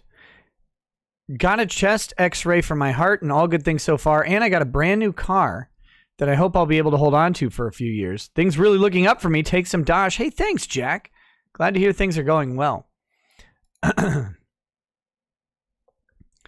Model Aviva Artsy. Yes, groomed. This is Taki Soma right here. This is not Aviva Artsy. You can search for her on your own. She's got a. She looks like a. Well, no, I'll pull it up, I guess. You guys can make up your own mind. I mean, she's kind of. Sometimes she looks like a boy. That's all I'm gonna. So, like there, she is. And that's also her. Look, I mean, she looks like a little boy from somewhere. This. Okay. I don't know what's happening here. Can't go too far. Can't go too far. Probably have some nudes pop up real quick. Am I sure that isn't a trans? No, I don't know anything about that person. I don't find her attractive in any way. Aviva Artsy is the name. Also facing accusations of grooming young comics fans and industry hopefuls was Jason Latour, co-creator of Marvel's Spider-Gwen, the fan-favorite hero voiced by Haley Steinfeld in the Oscar-winning Spider-Man Into the Spider-Verse. Marvel sources tell THR that the company has no plans with the creator. Aww. But it's a fan-favorite hero. Was Spider-Gwen really a fan favorite? And Dark Horse Comics fired longtime Hellboy editor Scott Alley after sexual abuse allegations from a coworker. Ellis acknowledged mistakes in a June 19 statement, but said, I have never consciously coerced. Oh, look at that. Latour, Alley, and Stewart haven't responded publicly to the claims. Keep tight-lipped, boys. Keep tight-lipped. For what it's worth, I liked the Into the Spider-Verse movie. I thought it was pretty good. While the industry has become a lucrative idea factory that powers Disney's Marvel Studios and Warner Brothers' stable of DC films, it has struggled to quickly deal with abuse allegations. It's also struggled to make money on its own. The comics industry relies on informal networks of gatekeepers, such as editorial staff or established freelance creators, rather than agents to bring in new talent. It's a system observers say creates an unbalanced power dynamic that can lead to abuse. Quote, when new people get brought in, they are brought in by people who are already working, says comic book writer Kelly Sue DeConnick, whose work on Captain Marvel helped inspire the $1.12 billion grossing Brie Larson film. They picked her, of all people, of all movies, they picked Captain Marvel. Of course they did.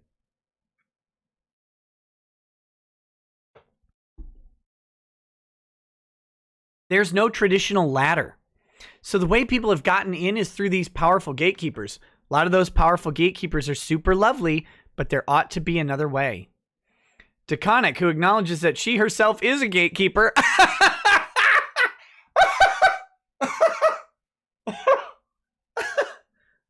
How many young ladies are you grooming, DeConnick?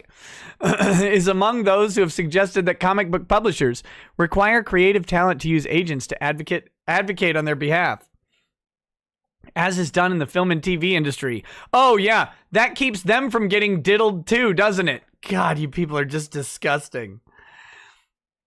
They want an agent to screen for hotness. That's the simple answer. If something like that were available, it would decrease the power of some of the gatekeepers. Can you imagine?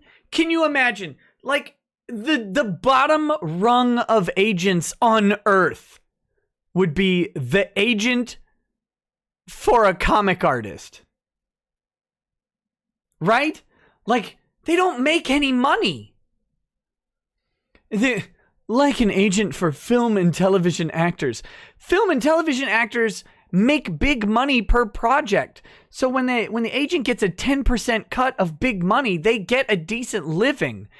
Imagine you work your butt off to get some dummy a job at Marvel and you get $2,400, your 10% cut of their $24,000 embarrassing annual income.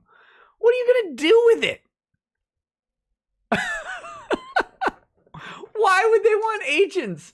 They could just troll DeviantArt and offer these people $150 a comic. Notes to Connick, who also suggests young creators hire attorneys to protect their financial interests. They have no money. You don't pay them anything. Who are they going to hire? What attorney? Look, I need you to help me negotiate in a contract agreement against Marvel. Okay, that's going to be $6,000 up front. I don't have any money though. Maybe we could do a discounted rate of $3,000 and we'll pawn off most of the work on our paralegal. No, I don't know if you understand. I ate roaches for lunch. And not the marijuana roaches, like actual crawling roaches, because I don't have any money. I'm a comic artist on my own. Oh. As the door closes. Oh, God. While such publishers as Marvel, DC, Dark Horse, and others dominant in the comic store specialty market have shied away from any organized system to find or manage talent. Why would they need one? They don't need one. Talent walks through the door and takes the lowest price possible. The idea is not unfamiliar to them. DC started annual talent workshop classes in 2015 to formalize working practices for newcomers, though the program ended quietly in 2018. Why invest any money in a comic artist? You can just throw them away like garbage. There's always someone else who can draw or write a comic. I don't mean to denigrate the practice, but I do, of course. I can't draw a comic. I can't draw anything. But there are people I know who can, and they're not rare. And they can draw competently. Competently enough, especially to do fill pages or whatever. Of course, there's always another artist. There's always another writer, too. The writing isn't that complicated. Most comics are not like special legendary runs of a beloved character. Most comics are just drivel. Most novels are just drivel, too. That's okay. That's why they sell them at gas stations for $8. Why would they have a talent workshop class that they have to pay a bunch of money to funnel into these people that they're probably just going to throw away after a year or two? You might make it big, of course. That's the thing, right? Like you might be a mechanic at a Honda shop and then get poached by Honda corporate to go be an engineer in their, production test facility and make $200,000 a year because you did some amazing workaround on one of their warranty issues. I don't know. That can happen to anybody. It's the same thing in every industry. You might do something and catch the eye of the right person and suddenly make it to be the top. But if you're not, you're just a grunt. You can be tossed away.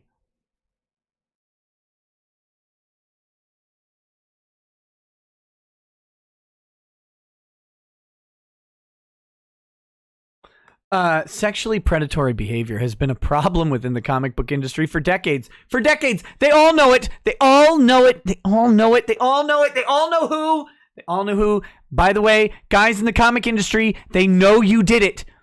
They may have done it with you on purpose. They know you did it. They're fine with it until the opportunity presents itself where you have something to take. If you have something to take, that's it. That's the difference between Tom King and Warren Ellis. Warren Ellis had something someone wanted. Don't know what it is. Doesn't matter what it is. It was his time. Tom, your time's a-coming. Your time's a-coming. You could be innocent of everything. Your time is coming. Scott Snyder, your time's coming. All you guys, your time's all coming. The moment they see that you have something they want and they think they can take it, it's gone. Because it's been happening for decades. Hey, guess what, guys? You've been in the comic industry for decades. It's been happening under your watch. You weren't standing up enough for women. They're already feeling that out on Scott Snyder. Just read that Bounding into or the Bleeding Fool article. Just read it. Read the Whisper Network. They're testing. Poke. Poke. Poke. We don't believe you. Poke. We don't believe you. Poke. Didn't do enough. Poke. Not enough. Not good enough. Poke. Poke. Eventually that poke becomes a punch. And after that it's a bullet. And then your career's fucking dead. You're dead. You're done. Comics will be run by women within like 15 years. Women and simps. Nothing else. Women and simps. And the simps will just be a face. And I can't wait. I can't wait. Where do we get... Can you guys wait? Comics where we finally get to deal with Wonder Woman menstruating. Finally, she makes a powerful message against the pink tax. Oh God, where Hawk Girl can't make it to a call because she's halfway through shaving her legs, or she's in a wax session or something. Her nails are wet. Who knows? Who knows what pressing feminine issues are going to be thrust to the forefront of feminine comics? I can't wait. I can't wait. I will buy those issues. They'll be funny.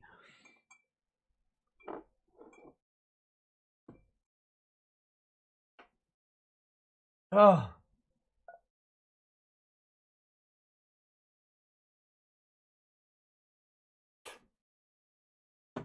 Can you wait for the Trojan War rewrite? Can you wait for it? The Trojan War rewrite where Achilles was actually like a woman named Apollonia and the flowing golden locks. And Apollonia had to bind her breasts every day to put on her breastplate. And Patroclus wasn't actually Achilles' cousin because Patroclus is actually her hetero lover rather than her gay lover. But they had to pretend. They had to pretend to be male gay cousins because of the times. That's what it's gonna be. That's gonna be the retelling of the Trojan War that was won by women. I can't wait. I can't wait for the bullshit that's coming over the next couple decades to comics. Of course, that is if anyone will print any of them. Felipe Mouve says, you don't think the thoughts are lying to get the men fired? I don't care. I don't care if they're lying. They might be, they might not. It doesn't matter. All these guys are complicit. They're complicit in the lie. That's the funny thing.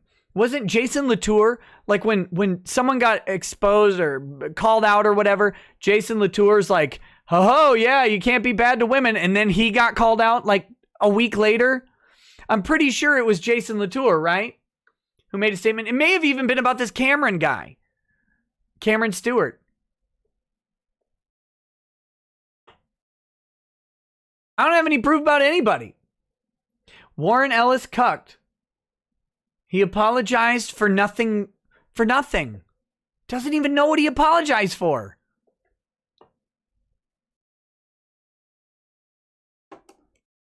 Stop apologizing to these people. Oh, I can't wait. I can't wait. I just... The comics industry is trash. And all these guys are enabling all of these women because they wanted to bang them. That's it. That's simple. Like, if that much isn't obvious... And, by the way, I have no problem with this. Let's be very clear. I don't give a damn if a comic legend bangs an intern. Why would I care? That's not my business. I don't care. Doesn't bother me in the slightest. I think both of those parties know exactly what they're doing. I think they both know. However, if that's your motivation, and now it's coming back to bite you, all the while you're trying to virtue signal, instead of just saying, yeah, so what? Just say, yeah, so what? You just wanted to sleep with young women. Yeah, so what? They're women. Not girls. I'm not Captain Planet. I, of course, wanted to sleep with women. I was in a position of power. I had a great way of meeting women. Women who were willing to sleep with me. And we had some consensual, very good times. It was fantastic. I don't know if she's a good artist. I don't care if she's a good artist. I was just trying to bang her. If she's not a good artist, don't hire her. I didn't. Just say it. Just say it. Just say it.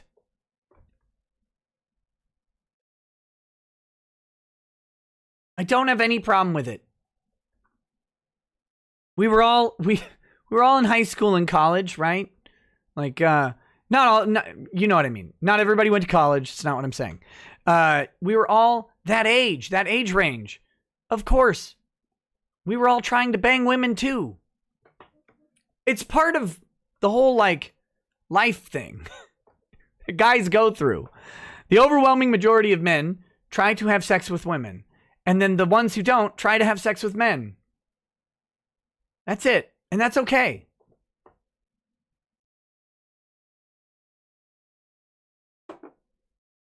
Anyway, sorry. I wanted to be very clear. Just say it. Stop trying to pretend you didn't.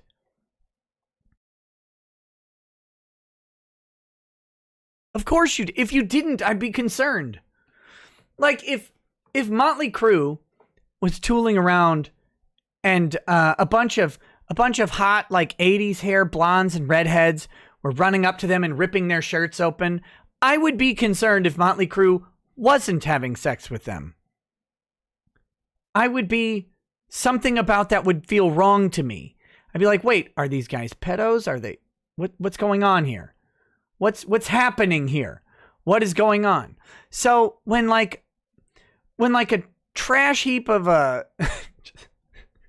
when a disaster of a human being like Warren Ellis gets to a point where he can go to a Comic-Con and some semi-hot comic, chick who wants to get in the industry is going to come up and open up and lift the skirt up for him. I'm concerned if he's not trying to have sex, unless he's married or something. But I'm concerned if he's not being a hound. What? This has been known about men forever. It's literally the identity of men. Ask any woman writer ever how she writes a male character. This is how. It's how. Of course it is. Oh, God. Okay. Stories abound about Julius Schwartz, the late editor credited with DC's superhero revivals in the 1950s that would inspire the creation of Fantastic Four and the entire Marvel Universe. Multiple comic book professionals like Sandman artist Colleen Doran have spoken out about harassment by him. Quote, one of the bigger problems is the people on staff at comics companies are a very, very, very small percentage of the industry, says former DC editor Janelle Aslan. So even if they were doing the most effective sexual harassment training they possibly could, which I don't think they're doing, but even if they were, there are still a lot of people in the industry who aren't getting that training because so much of the industry is people who are freelance. The people at the top are being accused of the sexual harassment. If they're offering sexual harassment training, it's not a how to not, it's a how to.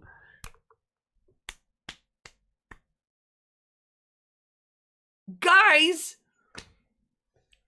if Marvel and DC put on a sexual harassment workshop, Warren Ellis would probably be giving the workshop prior to the accusation. Think about it. These big names you're accusing of it, look, this is how I deal with women in the industry because we've got to be professional with these broads. Can you imagine? It would be the funniest class on earth. I would take it. I would get into the comics industry to take it. I would develop a robot arm that could draw just so I could take that class. It would be so funny. It's like when I got to undergrad college the first time. And I got to my dorm room and I opened, they got like a desk or whatever in there and they have a drawer and in the drawer some like pamphlets, some welcome pamphlets, like a crappy hotel or whatever. And you pull it out and one is like sexual assault on campus that was the title of the pamphlet. Sexual assault on campus. And my dad goes, kind of sounds like a how-to guide.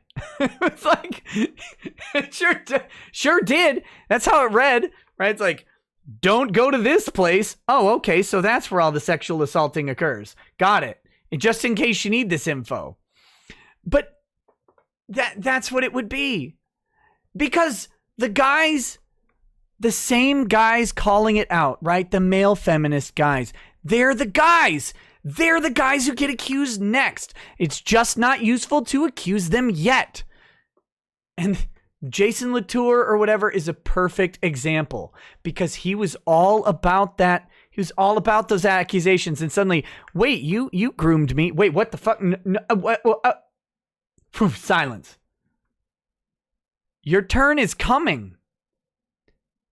It's your turn coming. You're just a guy. You're done.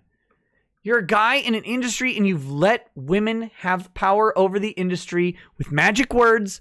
Of course they'll use them. You can't be mad that they're using them on you. You gave them the words. You gave them a list. Just say this and we'll fire this person. All right, I'll say it about you. Wait, no, that wasn't the deal. Yes, it is. It's always the deal. While many in the industry are freelancers, they are required to live up to the demands of editors and executives to keep working. Or just give them blowjobs. I think we've learned that, right? Big Red Bear says, welcome to the police state, even when personalized. Why? Because everyone is guilty. It's just whether the state/people come for you. Watching these people apologize is like watching someone admit to crimes in the Soviet Union. It is. It is. Crimes against who? What crime? Well, I know I did something wrong. HR Hacken says, not about the current topic, but something I've been thinking about for a while. Since U.S. police are allowed to lie to you, where's the limit? What about things like, hello, I'm your lawyer? It sounds really scary.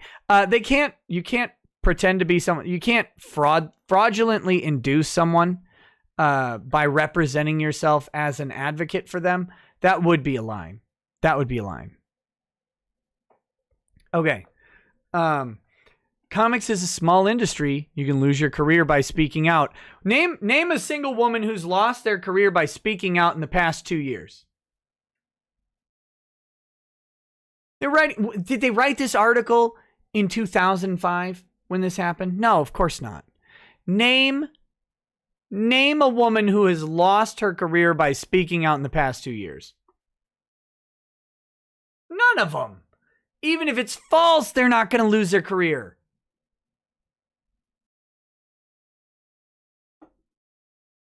Says Madeline Green, one of the many who claim they were abused by Ellis. Quote, who has enough power to call out bad behavior without losing their job? How do we talk about these open secrets before the victims have to step up to it? Green is more than the 100 women. Where have we heard 100 women? 100 women. Very specific. And non-binary people behind so many of us.com. Guys, this is no offense. There is no offense intended by this. But any non-binary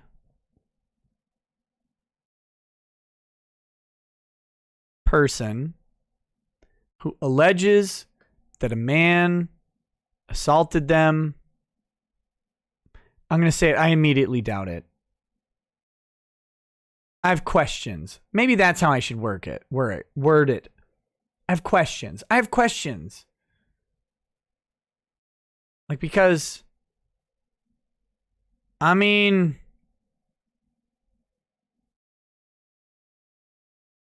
it's the same thing when, like, a fat person says it, right? Like a big, ripply, whatever. Like, I don't know. I don't know.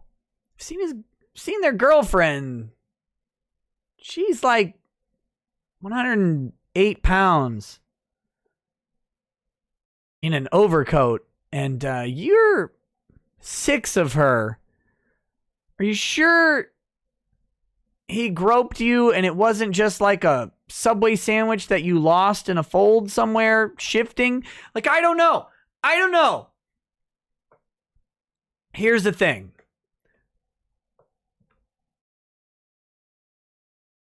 The list, like if someone came out and said, oh, Nick Rekieta groped me. I mean, if that person isn't a 10, there's no chance. And even if it's a 10, it's like a 0.0% or 0.01% chance that I made some sort of like weird mistake or brushed against them or something. Because I don't have any interest in that. Lady Rackets is the only lady I have any time or money for. Like, that's way too much work to think about anything else like that. But if that person is even mildly unattractive, no, I'm way too snobby to have assaulted them. Not a chance. I'm not, sorry. It doesn't even wiggle. No. That's just me, though. Which arose July 12 out of conversations among those Ellis had allegedly groomed across 2 decades. That was one of the worst written sentences I've ever seen. The majority work outside of the comics industry, but are aware of the need to create change inside it. let me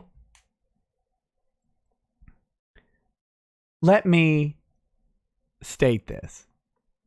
Let me reiterate what they just said. The majority of the more than 100 women behind so many of us.com work outside the comics industry, but are aware of the need to create change inside it. They don't work in the industry. They don't work in the industry. How are they aware of anything? They're not in the industry. They don't have anything to do with the industry.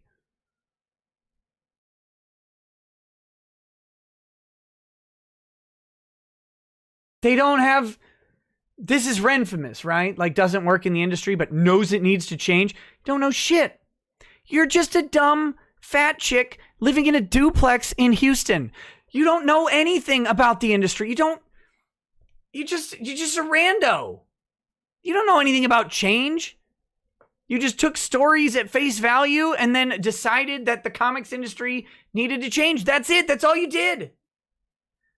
There's no Whisper Network, though. There's literally a .com website. There's no Whisper Network, though, guys. Don't worry. None of it's going. Nothing's happening.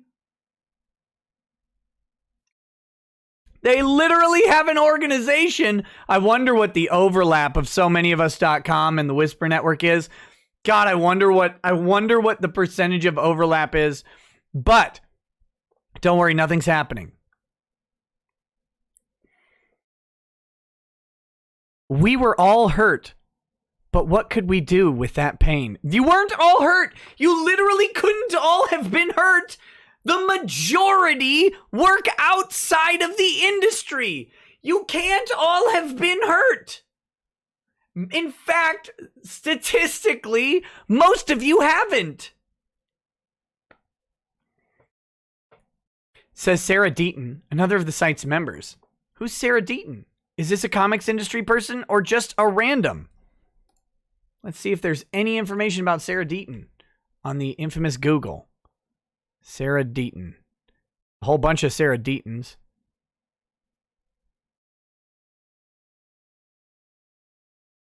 I can't even tell if any of these people are actually the Sarah Deaton. It's just a person named Sarah Deaton. Maybe I need to do Sarah Deaton comics?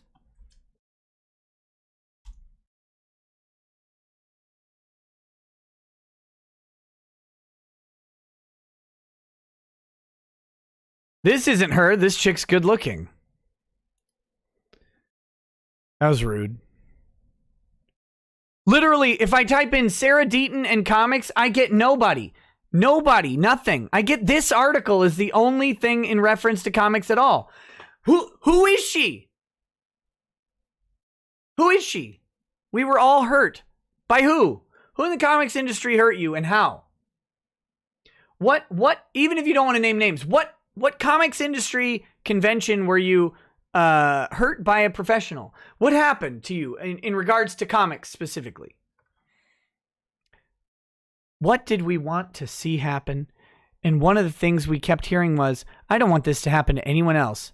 Everything else just grew from there. So many of us takes a proactive approach to sexual harassment and abuse, pairing personal testimonials and alleged examples of Ellis's behavior, alleged, with definitions of tactics in terms like grooming, coercion, and gaslighting. As Zoetica Ebb, one of the site's core editors, puts it, what we've done offers others experiencing systemic abuse a sort of template for coming forward. Thank you, Zoetica.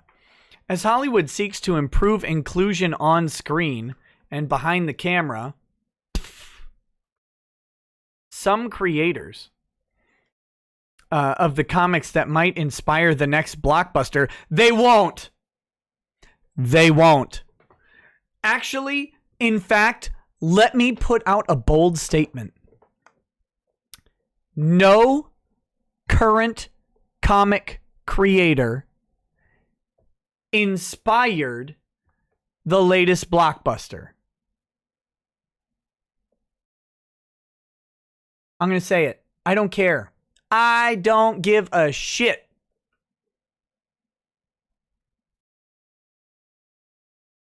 The latest blockbusters are built on legacies that are older than any of these people's careers.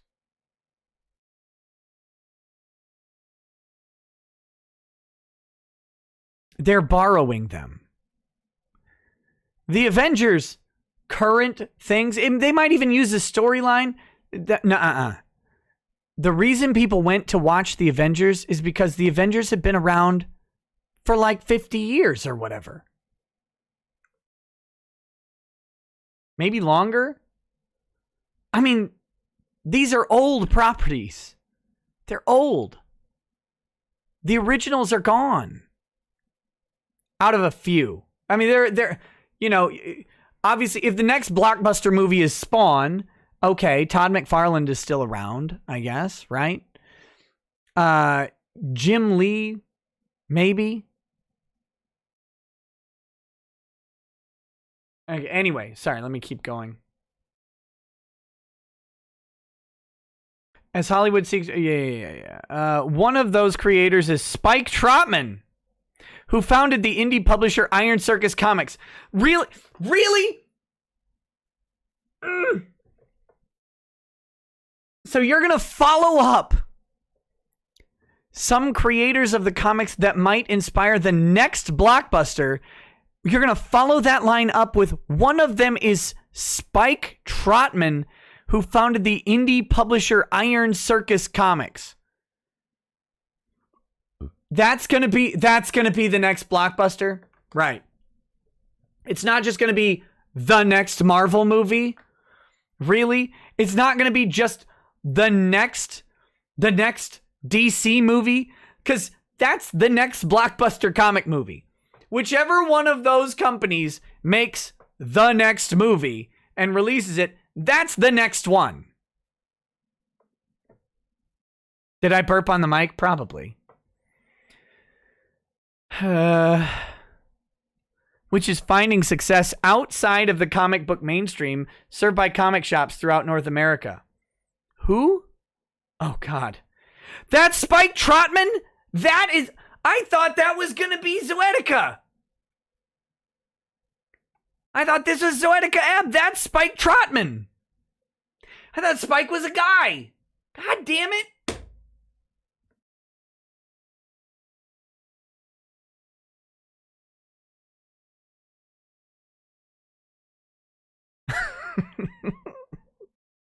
Spike Trotman, founder of Iron Circus Comics, says of the reckoning within the industry, quote, "This is something where we all need to, as an industry, as publishers, as creators, as administrators, as general people in comics, we need to be like, that's not cool. Why aren't you doing anything?" They all talk the same.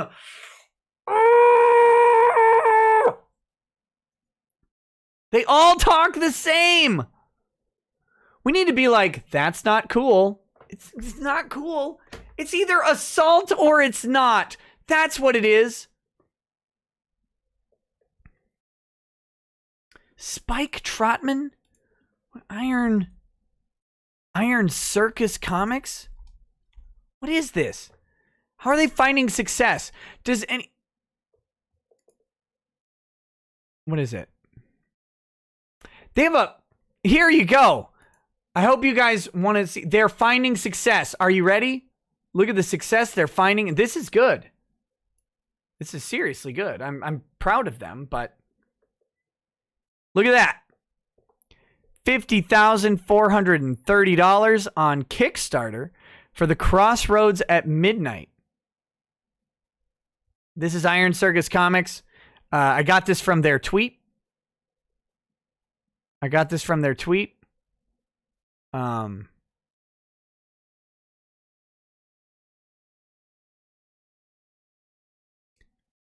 That's the Crossroads at Midnight. They have 4 days to go.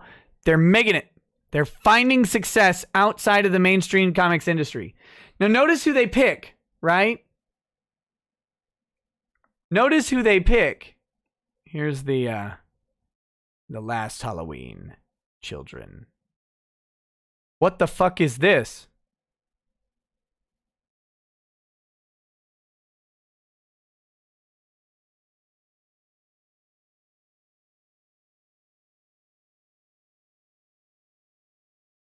This is how this book looks, by the way.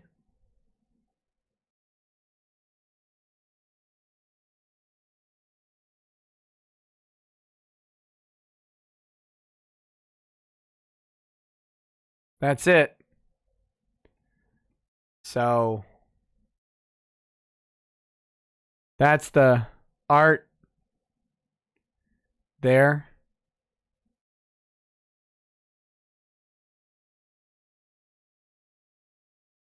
That's success outside of the mainstream, guys. Not EVS with $1 million comic. Not Doug TenNapel with an $850,000 comic. Not your boy Zach with hundreds of thousands of dollars a year in comics. Not any of the comics gate creators with $200,000 campaigns, $150,000 campaigns. Not RGE. Not Tug. Not people who are blowing these campaigns out of the water. Not even Vox Day, right? Vox Day routinely putting up $100,000 campaigns for Castalia House or whatever their comic publishing is. All of these people are seeing far more success. Of course they pick this person with this. Maybe they have others. I don't know.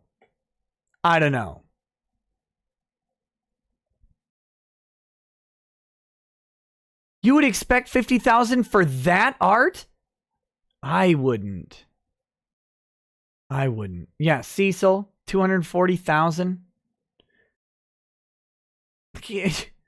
Again, they don't have to go to EVS. They don't have to go to your boy Zach even. There are tons of much more successful people to talk about than this. Let's see. Imagine a restaurant. One day, one of the line cooks in full view of the rest of the kitchen, they spit in someone's food, says Trotman. Yes, you can fire that line cook for spitting in the food, but the fact that they think they can without consequence in front of all these other people, the fact they can commit this grievous, disgusting act in full view of all their colleagues, means that they're doing it with the expectation that their colleagues will not say anything. No, not if you can fire. You can fire. This person has never fired or hired a single person in their damn life. What are they talking about? If your line cook spits in someone's food, you fire them immediately. There isn't a question about it. You can fire them. You can? You do.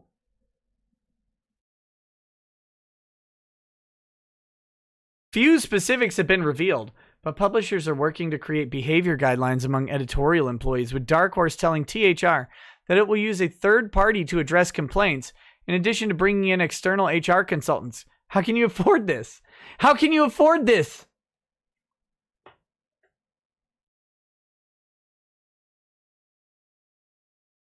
Check out the So Many of Us website.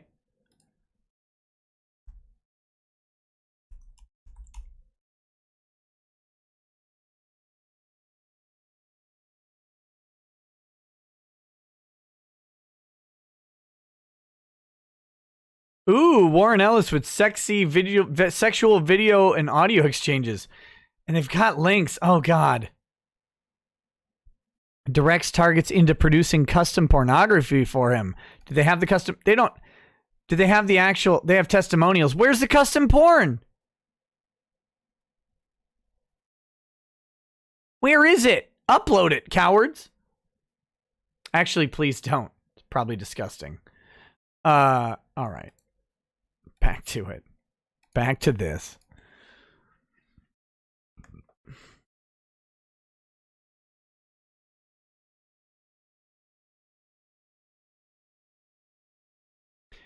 Let's see. Kidda says, I recognize Spike Trotman. They're Iron Spike, an SJW that tried to drive Josh Lesnick, the founder of Slipshine, the author of a ton of comics, into suicide attempt by false Me Too allegations. Wait, you're saying that person is suggesting that someone... What was the accusation against Josh Lesnick? Despite waiting... 15 years, Soma is optimistic about the industry's future.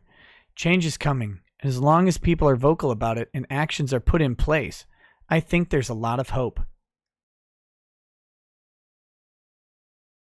Comic books revenue shift. As the industry rebuilds after years of sales declines, a new demographic has emerged that is seeking out stories from creators with more diverse backgrounds and buying titles in bookstores instead of comic shops. No, they're buying manga. That's what they're doing. In 2019, this new demo dethroned the more traditional comic book market for the first time. I wonder if they're including manga and graphic novel sales. I just wonder.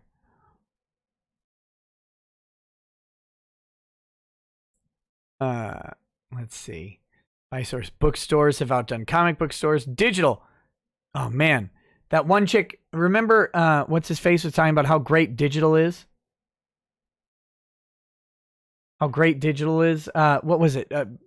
Rich Johnston was talking about how Alexis DeCampi was talking about the rise of the digital marketplace. Look at the numbers. They're getting blown out on by comic shops still. Big box stores and newsstands. This one's going to go up dramatically as these things hit Walmart and Target. That's the new thing.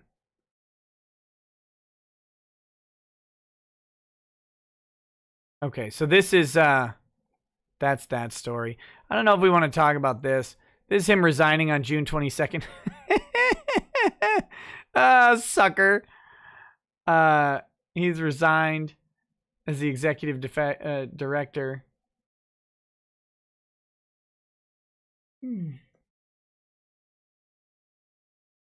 Let's see.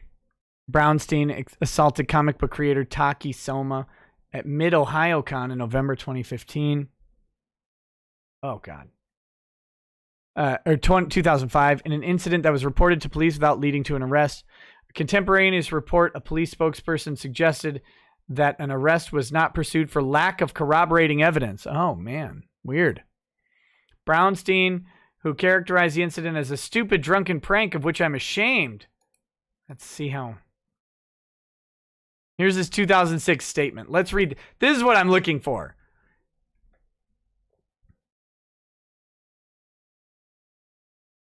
As the journal was going to press with this 2006 article, Charles sent us this following statement.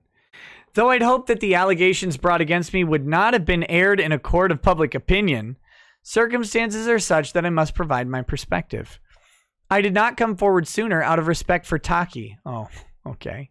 As I didn't want to cause her any more hurt than I already had, unintentionally had. Right now, unfortunately, there is too much poisonous speculation circling about the incident, so I feel that the record must be set straight. What happened in Ohio started when, after a party on the evening in question, Taki invited me to accompany her and Ken Lily Pates back to her hotel room. This wasn't unusual. I'd known both of them for more than a year and regarded them as friends. Who's Ken Lily Pates? Is that a guy?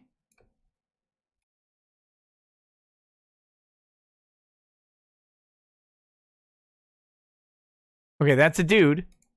All right. Perfect. Okay. Very, very interesting. Back to her hotel room. This wasn't unusual. I'd known both of them for more than a year and regarded them as friends. In a room, Taki served more drinks and suggested we go down to the pool. Well, in the pool, everyone was intoxicated and rowdy. At one point, very late in the evening, I was sitting in the jacuzzi with her and Ken, and I feigned to lift up her shirt. Huh? Shirt?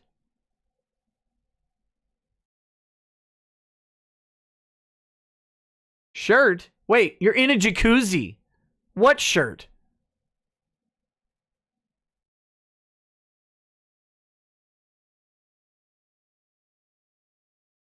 Was it a... Like, was he like, whoa, but not really because there was no shirt?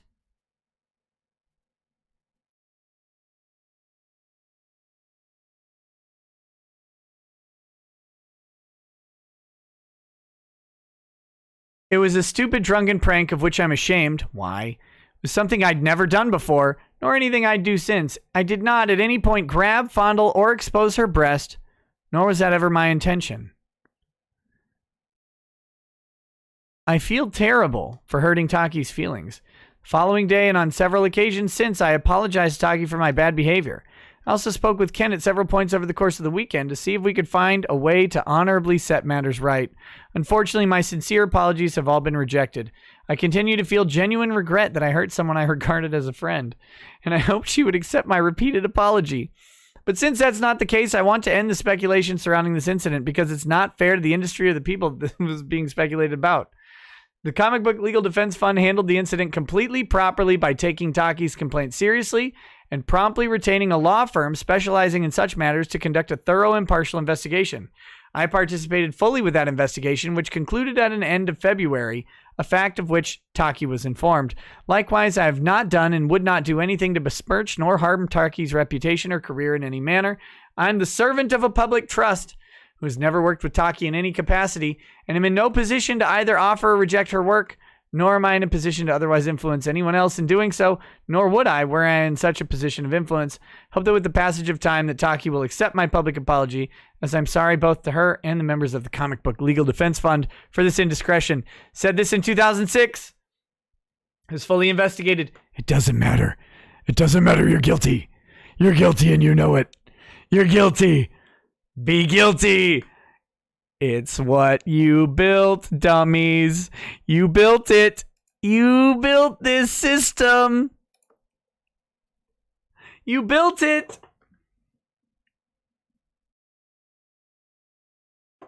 He pretended to lift up her shirt. She was groped or whatever. Sexually assaulted. Woo-hoo! Woo! Gosh. Living in the land of what these people consider sexual assault. I mean, the amount of times I've been sexual assaulted is, by their standards, it's off the charts. It's off the charts.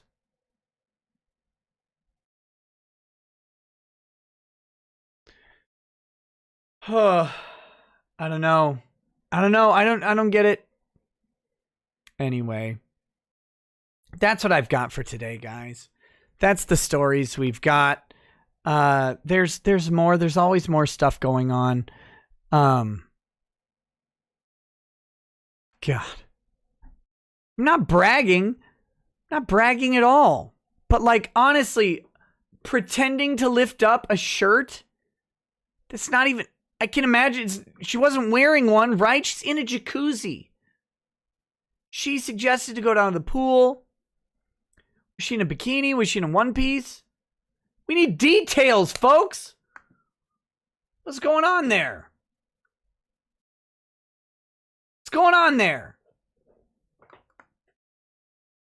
What was happening? Like, literally, what was happening?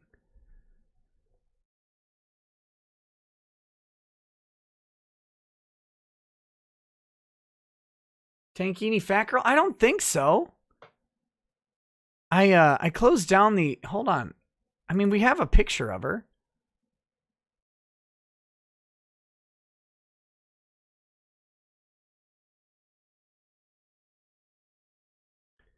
Taki Soma. Let's just Google her. Taki Soma. No, she's definitely not a fat girl at all.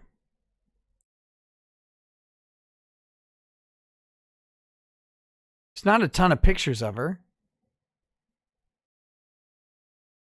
Mostly pictures of other stuff related to her, but here we go. Hold on. Oh my God. Here. Yeah, that's her. I mean, maybe she was wearing a shirt. I don't know. It just seems weird. Most of the women I know don't wear like clothes in a pool.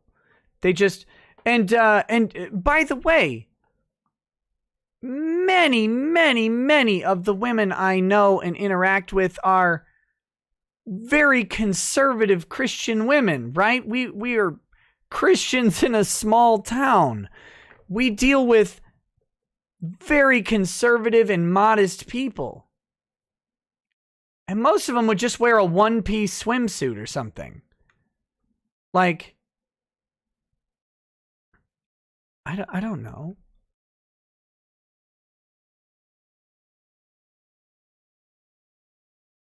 Like, that's just, if that's modesty, right? You wear a one-piece swimsuit with like a swim skirt or something if you don't want the, the high over the hips cut, right? Like, you don't want to show as much leg and butt. Fine. Lots of people wear that. That's still not a shirt. That's still a swimsuit.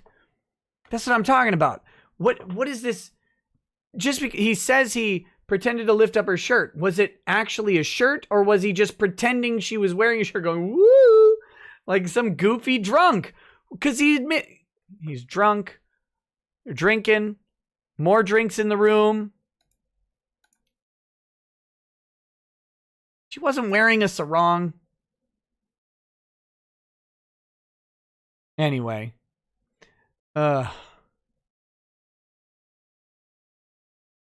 Van finale. Yeah, it's just a crude joke.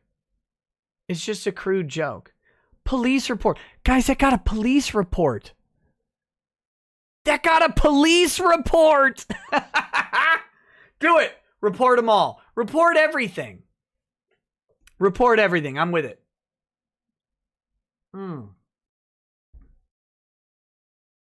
Okay. Guys, tonight, I'm going to do super chats in just a second. If you are hanging out with me for the watch party tonight, we are going to watch to start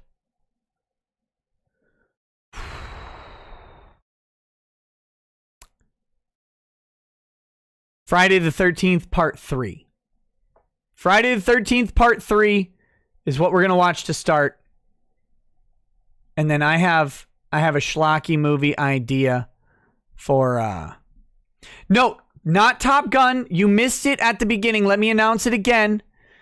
The reason we're not doing Top Gun tonight, I don't know if Top Gun was even released. But when I mentioned it to Lady Rackets wants to do Top Gun with me tomorrow. So we're going to do Top Gun tomorrow with Lady Rackets. I don't know if Top Gun was actually released. But that was the reason we're not doing Top Gun tonight, is because if I can have Lady Rackets on, I definitely want to do that.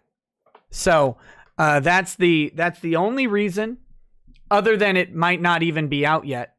It may release at 2 a.m. It may release at noon or something, but it definitely comes out today at some point. So Top Gun will be, Saturday night with Lady Rackets. And yes, we have more Elfin Lied to watch at some point. That may be after Top Gun, or it may be Sunday. I don't know. We'll figure it out.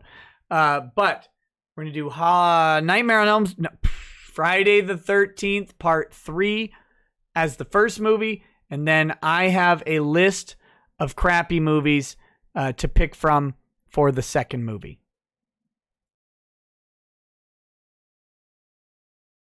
And I will mention the second movie on stream. I have a bunch of them. I'm just not going to waste any more time figuring out which one of them it will be. But I will give you the movie in plenty of time. Okay.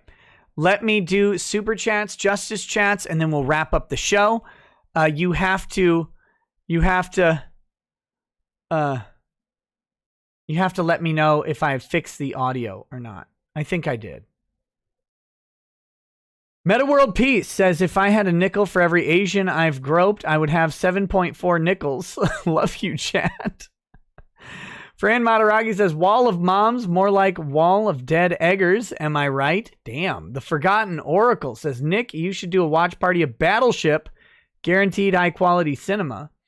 Says, if you don't like how Games Workshop bent the knee, check out other tabletop game systems like Malifaux by Weird Games. I thought Games Workshop didn't bend the knee. Test Not on Holiday says, Nick, I agree. Most pedos I've known went to take pollution down to 0 because they like their numbers as low as possible. God damn it. Moist John says, the moms show up and the black men leave every time. Oh, come on. Come on. Grandma's boy says, I want you to take the Frankenstein shit, the deer shit, the Frankenstein shit, the deer shit, the green monster, the bling, and the bling bling and roll it into one bomb. Oops, I meant joint. No one's ever been brave enough to try that. One man is wire it, I mean roll it. I don't know what that means, but I believe you. Felipe Move says, oops, now I see you do. Sorry, got late to the stream. No big deal. Thank you very much for the donations, Felipe. Next, Mario Carter 13 says, no more wall of moms. Rip large simps, son. Poper Lives 34 links sent me a bunch of stickers of like a fox doing stuff. Thank you. Satanic Potato says, RGE raid. The Angry Yellow Bird sent us. Thank you very much. Always a pleasure to have RGE sending people over. I've never watched the Grandma's Boy movie. Monley says they did bend the knee, watch the cringe-induced inclusivity statement they made, but didn't they just make another statement about how they won't bow to something? I don't know. Very weird. Kiwi Goes Lives. Brie Larson, I'm sorry, but I just can't support a woman named after a cheese. Shout out to Velveeta Jackson. What? Velveeta ain't cheese. Brie Larson, did you guys see that Brie Larson was complaining about people not liking her videos? Look, and if you don't like my videos, just don't say anything. Bitch, it's the internet. It's a statistical fact. If 2 people watch your video, 1 won't like it. Oh, God.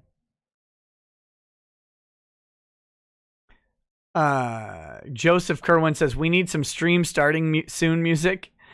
Biden the Cold One says, you were late. Must be the real Nick. It is the real me. Ryan Gordon says, now your hair plus your shirt makes you look like you're from the 60s. Them sideburns. Well, of course. Of course. Batcoat says, Nick, love the hair. Are you trying to take over a truck stop in New Mexico? God damn it. Stooge Muffin Stuffin, welcome to the membership. Paralegal, thank you. Poper Lives 34 links. Welcome to Lawyer. Retro Dude Man X, welcome to paralegal status. I appreciate it. Esme Illis' Anime says, you have indeed been missed. Banana Stand Money. Loric Project, welcome. Thank you. Brian says, Mandy Summers and Peter Gilmore's Super Dead launched today. A new type of superhero on Indiegogo. So you guys can check out Super Dead. Mandy Summers and Peter Gilmore. Ulashed 1 says, Nick's latent gayness gave me the coof. Dragon's Treasure says, the discount is automatically applied. Also, check out our YouTube channel. Shameless plug again. The orders woke me up. Awesome. Awesome. Biden the Cold One says, watched a decent movie tonight. Sliver was weird and I dislike Friday the 13th. Oh, shit. Sorry, Biden. Agrilith says, should check if Last Man Standing is on Prime since you like Yojimbo. We'll have to see. Stacy Dealman, welcome. Thank you. The Doctor's Gnome says, how about you talk about the article, Lawyer Man? Which article? I did talk about the article. Poper Lives 34 links sent a bunch of stickers throughout the stream, so thank you. KTub7 says, first time donating. I usually just tune into RGE, but I am subscribed. I saw some monkey shoulder at my local liquor market. Any good? I've never had monkey shoulder. I've heard it's really good. I've heard it's a great one. Buy it and try it out. That's what I say with liquor. Buy it and try it, baby. Ty Brunner says, hey, Nick, I challenge you and Ty to Team Yankee. I don't know what that means, but okay. JB says, I haven't heard your take on the whole broken gate to private property, what the law is in regard to the private road is in this circumstance. So as regards to McCloskey's, I don't think it really matters. It matters for a castle doctrine defense, but not a stand your ground defense. If they believe they were in reasonable, if a reasonable person would be in reasonable fear of imminent bodily harm, then they can draw their weapon. I don't know how you couldn't be in reasonable fear if the mob was walking in. Now, it being on private property rather than their private property changes castle doctrine a little bit, but it also means that they had no right to be on that property. And as far as the gate, we don't know if it was broken before or after, they had their guns. I don't know that it matters that much. I think the questions are going to hinge on, did they have a right to have guns out at the time that they did and use them in the way that they did? And I think they did have that right. I really do. Kane 1906 says, Nick, based on the clear and obvious attempts to railroad/frame the McCloskeys, would they have grounds to sue? No. Not really. Everything that's been done to them is within the purview of the authority that's being done. So, no. Frankly. Not at this point. Character Holding says, rather angry about the media lies, aka yellow journalism. Is there any legal recourse? Against journalism in general or like news stations? Not really. There's just not much they could have done. Ben Cheever says that bullshit fund should have supported Zach. Shit. Yeah, of course. Literally his free speech, right? Literally what it's for is defending the free speech of comic creators. And they didn't do it. Arc5 says, sounds like this DA holds a snack tray at night. Jay Taylor says, I don't hate to see it. Puffy40 says, all this infighting makes this more of a French Revolution instead of a Russian Revolution. Yep. Brian says, Nick, did you see the Lego NES? 6 a.m. Comics did a drinking video of you. Also check out Super Dead. Hailed chat, y'all. Oh, yes. The 6 a.m. Comics drinking video was very funny. Very funny. I liked it. Entropy says, can the tactics used against Patreon be used against Kickstarter by original Comicsgate backers? Maybe. It might be beyond the statute of limitations, though. So, and it depends on Patreon's or the Kickstarter's terms of service. I don't know if they have arbitration. I haven't looked at it. It depends at the time as well. Justin Bentley says, Chaz adjacent Washingtonian here, loving what the feds are doing in Portland. I think most of the people, this is the thing that I don't think Twitter understands. Most of the people in Portland probably want the feds to push those people out. They don't want it. They don't want those people shitting up their downtown, lighting everything on fire. They don't like that. They don't like it. Sprite Cola says, Spider-Gwen and Gwenpool are just bad fan fiction OCs that somehow infiltrated Marvel so they could publish how cringy, insecure the creators are. Andrew Moore Snowboard says, Camelot 331 is going to Vegas in October. Would you go? What for? What for? Finfrog says, this article sounds like a hashtag kickfit copy pasta, word for word. Because they all talk the same. All talk the same. Soul2XL says, remember that Amazon Achilles Necrophilia's Penthesilea Farms remembers? Remember that Amazon Achilles Necrophilia's Penthesilea Farms remembers? Yes. Yes, attaboy. He couldn't stop himself. It was the pheromone potion. Nathan Brendan Masters says, did a vid on the Whisper Network. You're right. Thank you. Hyrule 47 says, it doesn't even wiggle. Had to pull over for that.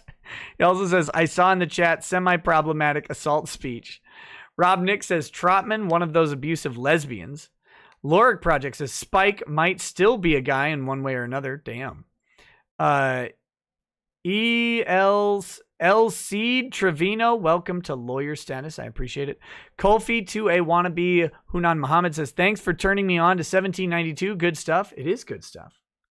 Kidda says, Spike accused Lesnick of race-motivated rudeness and, quote, trying to get her to draw rape. Read hetero. They also stole his website, Slipshine, from him. Kidda says, the SJWs, not Spike specifically, stole Slipshine. Spike just race me too'd him for clout, and he tried to and hero himself over it. Well, I'm glad he failed. Solemn says, sing in anything but Lemon's voice. We built this system. We built this system. We built this system on cucks and trolls. Oh, it says cocks and trolls, but I went with cucks. 200 Watt Studios says, any legal ramifications on the Ellen show stopping? As long as they pay out their contracts, no. And Diamond Duck 98 says, Kendra Paris, ignore it now, fam. Yeah, I don't know when to do it. I don't know when to do that. So, okay, guys. That's the show for tonight. Thank you so much for joining me. We're going to end just a few minutes early. We will be starting up hopefully right around 2 a.m. over on the Twitch channel. I'll get it going, but the movie will start right around 2 a.m. I have to make some food. Let's get the outro. Let's see if this outro works. Hopefully, let me know. Give me feedback. What the fuck? I have the wrong output. Just a second. Wait, no, I don't.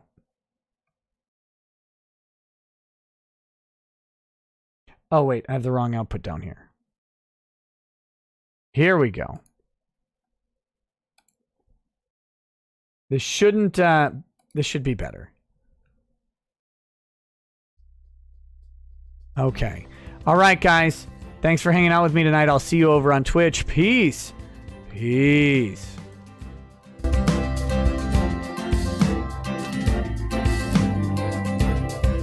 Oh, he drinks a fair bit, but you realize that it just helps get his noggin jogging along. With his glass by his side and his kids asleep tight, we'll hear some law-splaining tonight. With his microphone muted, we'll laugh at this boomer until he explains it's all part of the plan. Watch his face become redder as he becomes meta, raging at idiots from Twitterland. From the white shores of Maine to the hills of Glenlivet, there's no one who explains the law better than Nick. So pour out a glass for the ones who have passed to make the law what we have now. Oh, his lady is fair, and she handles herself with the grace of one who has borne many children. As the wife of a lawman, she makes sure that he has the time and the place to provide for them there. So pour out an ardbeg, a bow, more of Lafroig. The spirits flow as the ones who get unemployed. So pour out a glass for the tea post on Twitter as we hear law-splaining tonight. From the white shores of Nan to the hills of Glenlivet, there's no one who explains the law better than Nick. So pour out a glass for the ones who have passed to make the law what we are now. Oh, the guests are all plentiful, from Doug T to Drexel. They bring their perspective and spice to the mix. But the reason we're here and the one that we cheer is the one who is showcasing us his career.